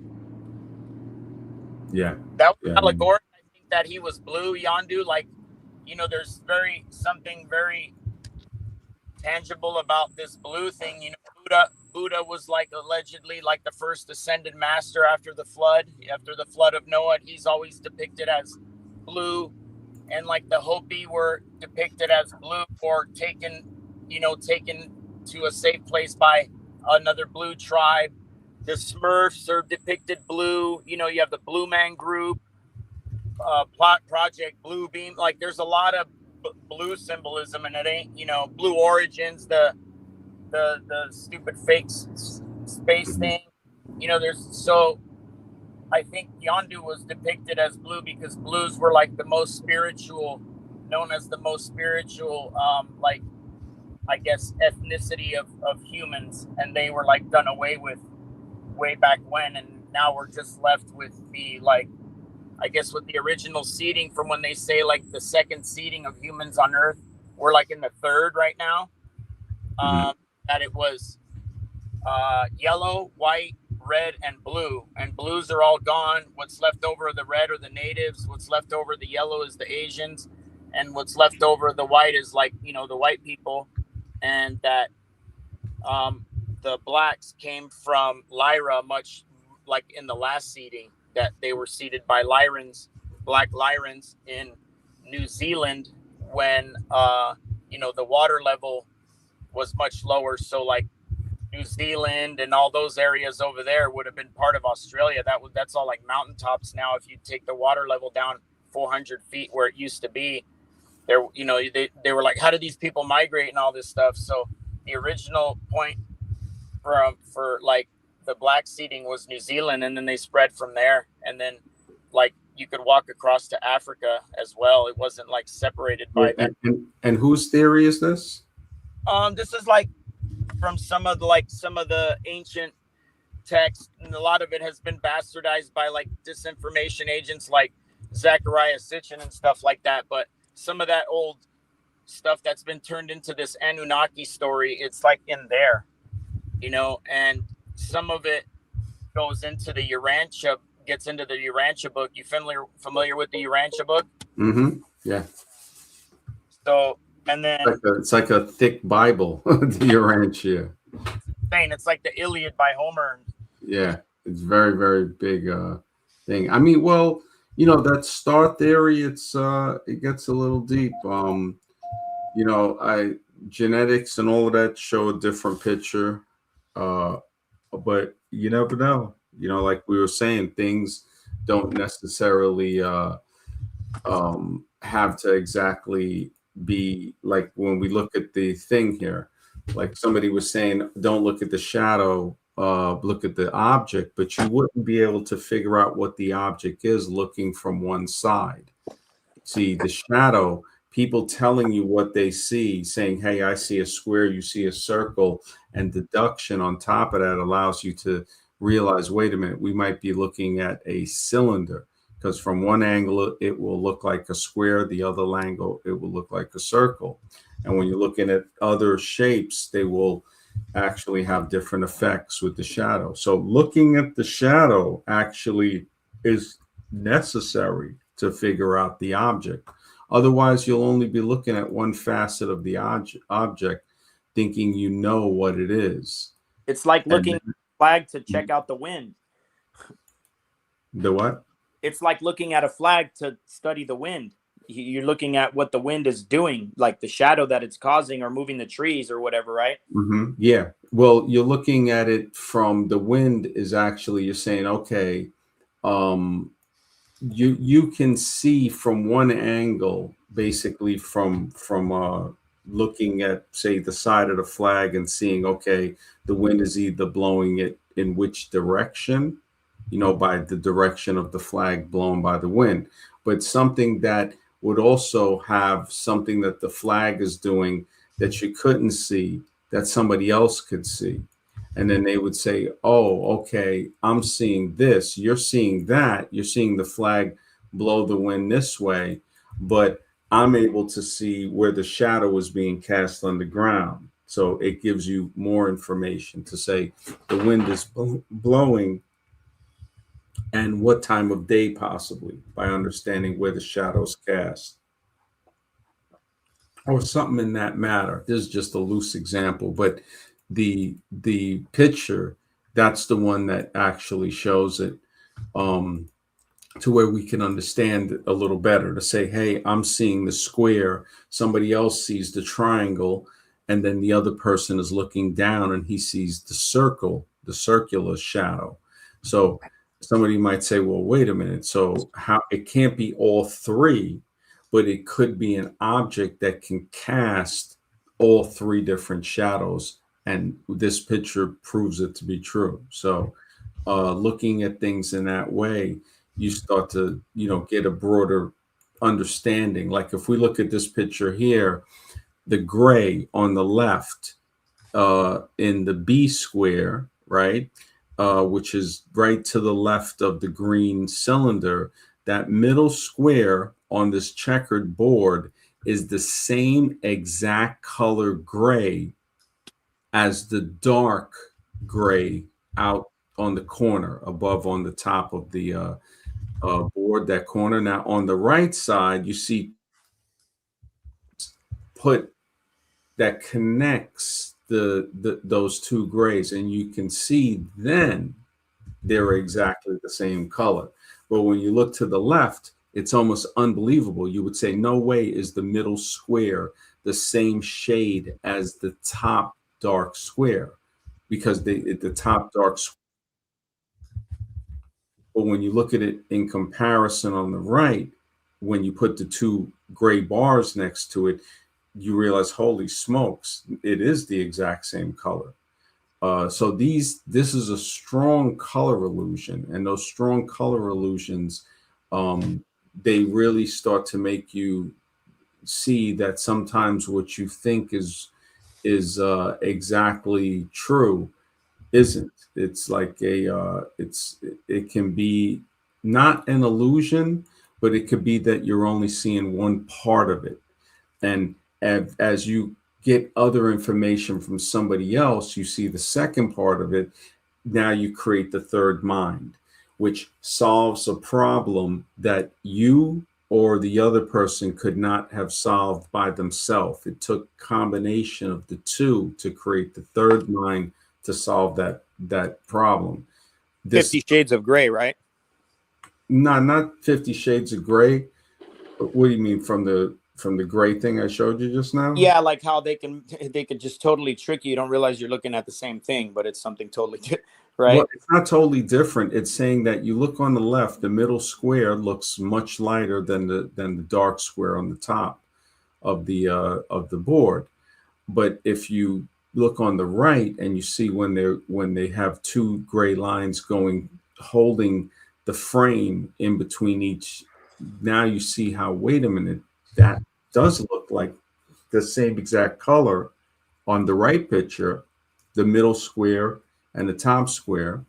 But in the left picture, it looks like two different colors. It looks like one is extremely lighter than the top one, which is darker. Modern day tattoo artists are using the trickery of this shading effect to make these tattoos now that look so like photorealistic, like they're jumping off your arm or your chest. Yeah, they even make tattoos that have these tattoos look like a sew-on patch, very realistic. Like holy smokes, really? Yeah, amazing stuff. Yeah, no, it's definitely real. Jesse's saying, nah, no, it's real, man. I'll put it back up there if you want me to. I'm looking at it, and you can't. You know, a moment ago, you briefly touched on something, and then I forgot. And then it transitioned into this. But the other night we were talking about it, and I had to go. I didn't get a chance to finish like making a couple points that I had. We were talking about like adaptation and evolution, that convo, and I forgot to throw in there, which was like one of the main things that like can be used to argue about like, wait a minute, neither side is really correct. Have you heard of the Valley of the Whales? Oh, that sounds real familiar. So Australia? No, not Australia. It's in Egypt, and there's just there. It's just I don't know how many square miles. You have to look it up. Is it in North Africa? No. Yeah, in Egypt. Yes. Oh, okay. Yeah. Yeah. So there's just skeletons of all these sea creatures. It looks like the seafloor, but it's out in the middle of the desert. And, it has these entire whales. They're like, 50, 60 feet long. And some of them, like, they're not the whales that we have in our ocean today. They have like shark teeth, like rows of teeth. They're predators. And some of them, they even have like little arms and legs that haven't yet morphed into fins. And like, there's no way, obviously, that an animal that's like 60 feet long is going to be supported by little like dog legs. You know what I mean? But like, they're still there, So like, what state of evolution was that thing? Which we agree there's no such thing as evolution. Either somebody's genetically manipulating these things to have such severe changes, or there's very slow adaptation. And adaptation would work, if it went one way and had to come back for certain environmental changes, it would readapt and come back to very close to where it was originally before the original adaptation. So that throws a big kink in the mix. Like, first of all, how did the ocean floor get up that high on the desert, that far inland? The Great Flood. Right, correct. But what the hell kind of creatures are those? You know what I'm saying? And then you have all the stories of the minotaurs and the centaurs, and like those would be like, what's the craziest like work animal? It's a horse, a ox, like a bull, so. But those animals, although they are strong, they can only do very limited things for you because they don't have arms to like manipulate the environment. They just have like 4 legs. So if you were to add like a human upper torso to that, man, that would be the best work horse, the term best work slave race you could ever make. So, if the story goes that Atlantis got turned into a cesspit of genetic manipulation where they were trying to create the greatest slave race of creatures ever, then that would make sense. And then in order to get rid of all of that, to get back to a more blueprint pattern of what all these animals were, you got a, great flood to, kill everything off except for the few people you tell, hey, step aside for a minute. We got to clean the slate real quick, and then we'll, when it all clears, just come back out. We got to restart this, man. They really got in and manipulated our experiment, and it went way bad. We got to try to get it back on track by cleaning the slate. If you want to talk like big picture allegory or whatever. I mean, genetics definitely, it takes us into a place where we might not ever have thought it points. X and I have talked about it on some older streams about the melanin, the albinism, template, the blue eye origin.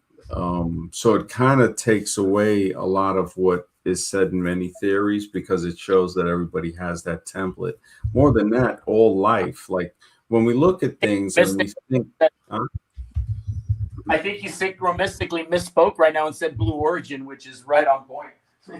No, well, blue-eyed origin, I know, but you said blue origin, which is exactly what that dude named his, so that may be part of why he. Yeah, no, I hear you. This gray that we looked at, right, that we see in the middle on the left is the same color as the top, but they look totally different. It looks darker and lighter.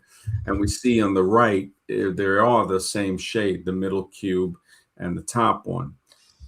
But there's a stronger illusion with color. On the left, the brown dot square on the top and the orange on the left, in the cube on the left, look like one is orange on the side of the cube and the top has a brown cube. But on the right, when you cover the rest of the colors and you put it, you see that they're exactly the same shade of brown, which is an extremely strong illusion. Like on the left, you see the red circle around two cubes, the brown, which is on the checkerboard surface, and the one that's on the side of the cube, the orange one. But then on the right, you see that they're actually the same color. This much, much stronger color illusion, because one totally looks like orange and the other looks brown, but they're actually the same color. And just by covering the other ones, so it shows us that things around something can actually change our perception of the color and even the shape of how it looks. Are we sure about that one? That one I'm having trouble with. With the orange one, this one? Yeah. Oh, okay. Look at the one on the left, and you see the orange color in the middle of the side. Right, and then you're saying the brown one in the middle, it only appears brown because of the white around it, but they're really both the same color. Yeah, now when you look on the right, you see what it looks like when you cover it and you just expose the little cube itself, how they're the same color. So if you were to screenshot this, right, and you take a Photoshop or something or an art program and you cover it and you just take the eraser and erase out, to where the white covering would show the orange part and then the brown part, it would show like on the right where they both look brown. So it's very similar to this one here with the gray. On the left, you see that the middle square looks much lighter than the top dark gray. But on the right, when you put the two gray bars and connect them, you see that they're actually the same shade of gray. But only in contrast, when you put the two bars, can you notice it? Just like this one, only when you put the covering. It doesn't have to be a white covering. I've done it with gray and black, once you cover the rest of the stuff. And this one doesn't even cover the rest of them fully. It's more translucent. You can still see the colors, but it shades it enough to where it lets your eye perceive it for what it really is. And this is probably one of the stronger ones, but there's stronger illusions. There's other illusions where at first you're like, no, there's just no way this is possible. But then you look at it and you start to say, oh, okay. It really tells us a lot about perception, about how we perceive things and how we can never really see the true face of reality. So even in that, there are other things in that picture we might not be able to discern until we say, hey, let's look at it in this contrast, or let's cover this part and try to only look at this part and see if we see something different. And it's amazing just to even think of a concept of doing experiments like that, because, I mean, who really thinks of stuff like that? There was a show dedicated to things like this, and I forget what it's called now. I was telling flat earthers they needed to watch it because flat earthers rely so much on their eyes, which is just, it's not enough. It's not enough to come to hard conclusions about anything. So yeah. Well, also, you look at the psychology of it, because Scribe, I don't think he calls it flat earth, but he calls it the realm. I think Hostile Hyperborean calls it, like, I guess, the plane of existence, that, and I can understand, okay, that's their theory. Me, it's not really, I mean, there's not too much to speculate anymore, because we can speculate as much as we want, but we don't know. We don't know, and we're not gonna know either. So it's like we can get close and really try to figure out what it isn't more surely than what it is. So it's like when we look at human origins, we much surely can say, okay, it's definitely not evolution. It's not going to happen by chance. The mathematics is just, it's improbable to think that these things are going to form by chance, especially certain systems like blood clotting, skeletal systems, certain interdependence, the male and the female. There's just no way that's going to happen by chance. And certain things that can adapt over time, it's going to take too long to change, because something is not going to wait for something to change in order to form with something else that creates a different type of life form. It just doesn't work that way.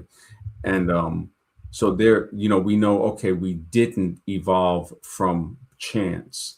We don't know what it is on how we were created, but we do see the signature of saying, yeah, this was not just happened. If you find a spoon and has no mechanical parts, it's just a spoon, you would know that, okay, this didn't form by chance. Somebody made this spoon, a spoon. So if a spoon is not going to form by chance, how could something much more immensely complex, like a cell, that actually needs a membrane so it can absorb and expel nutrients and waste and all of this stuff, that's going to form by chance over billions of years? But a spoon wouldn't form, right? There wouldn't be like pressure and movement and just somehow, but you can get something that almost looks like perfection, and just something as simple as a flower.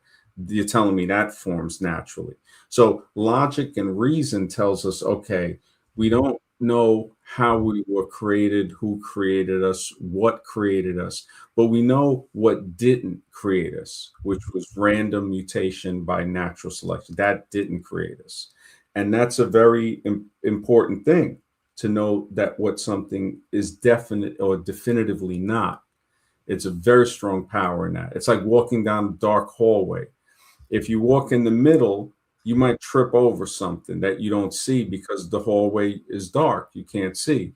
But if you put your hand to where you can hold on to the wall or touch it, the wall, which is not the hallway, will guide you down the hallway, which you can't really see because it's too dark, but you can feel the wall on the side of you.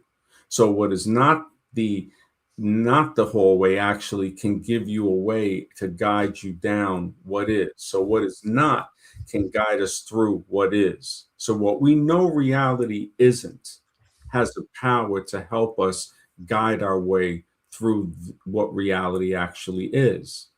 Even though we can't see, or we only perceive a certain percentage of reality at a time, just like we saw in the illusions. We might say, well, wait a second. At first, I think that it looks obvious that the orange is different from the brown. But then when we analyze it, we say, wait a minute, that's not even orange. That's brown too. So it's like seeing two politicians and you say, well, this one's good and the other one's a crook. And then later on you say, wait a minute, no, they're both crooks. I didn't even realize it. So just like both of these are brown, we didn't realize it at first. And then we say, oh, now we see in contrast. So or something is covering up the other stuff, like getting rid of the distractions. That would probably be a good way to put that, But yeah, I know it looks crazy. It looks almost unbelievable. I have to admit.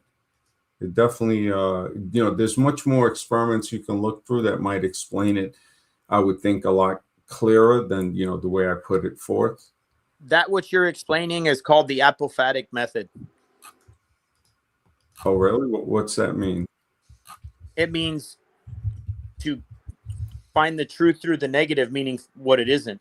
It's an actual truth discovery called the apophatic method that was used for eons before, and then everything's been manipulated. We had the trivium and the quadrivium and the apophatic method. Those were the ways how you get to truth, and you never heard of those. That shows you why we can't get to the truth, because nobody knows even how to do it. Reality always, our perception of reality will always be less than what reality actually is. Reality always is one step ahead at the least, if not several, but yeah, it's really been great speaking with you guys, man. It's about 1:47 here. Everybody in the chat, I appreciate you guys for being here, all the support. Zach, definitely, man, for coming on. I really appreciate it, and supporting and promoting the channel, man. Thank you a lot. Mr. Rex, yeah. If anything, I'm going to stream tomorrow too. I'm trying to do the everyday stream. I looked at some of your channel, man. You've been streaming like every day for like a few years, right? Not a few years since streaming came out. I've been deleted 25 times. So no, yeah. I think live streaming, I got access to live streaming in 2018. I mean, I've been making content every day since 2013, but wow. I want to say I started streaming in 2018. Okay. Wow. But because you got like 3,000 or more than 3,000 videos on your channel, right? That's on this channel. I mean, I put out content every single day since 2013. So I probably made 30,000 videos in this. Holy shit. That's a long time. Wow. That is, he's got, man, you are something, man. That's great, man. It's really great. Yeah, definitely. You're top of the truth seeking community, man. It's great. This is great. Yeah, I'll stream tonight. Probably. I don't know. You usually stream like more during the day, right? Lately, definitely in the daytime. I've been streaming when my daughter takes a nap, but I got my mom in town visiting, so I got a little more free time right now because she's helping out. Oh, okay. Okay, cool. Yeah, I figured night is easier because then, I'm free at night. Mostly. Sometimes I'll get in a little late, but definitely. We'll connect again soon, man. I try to every time, I want to, usually I'll do it for like 2-3 hours, but when you come on, it's always a pleasure, so just to hang out and talk. Yeah, we got through a good few movies, man. Network, definitely up there.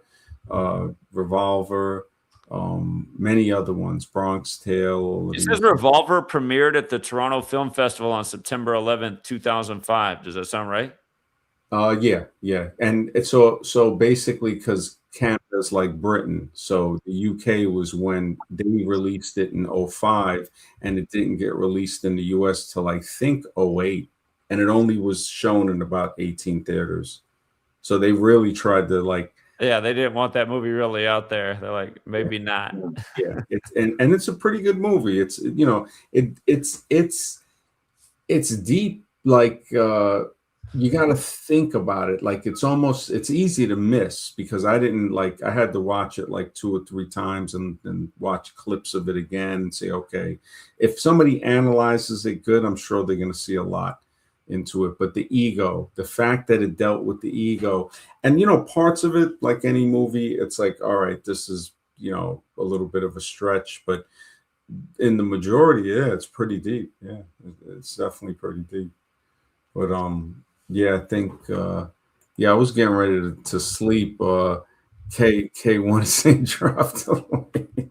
I had it pinned to the top. I'm surprised. Maybe people don't see it. I thought it was pinned. It had to be. Yeah, They changed it about a month back. Now it shows up at the bottom. So people, if they're looking at the top, it's actually at the bottom. Okay. So yeah, because I had threw it in there for this other guy too. Yeah, but yeah, well, tomorrow, yeah, I'll stream at night. If you're streaming today, I'll try to catch it. I'll check in on the computer. See what's. I caught a little bit of the one you were doing today. Okay.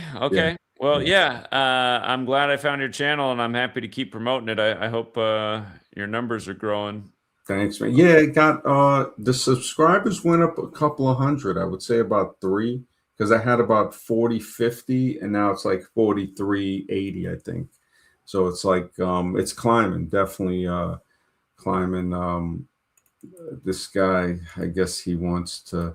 I'm going to end the stream in about 10 minutes, but there's the link, if you wanted to hop on.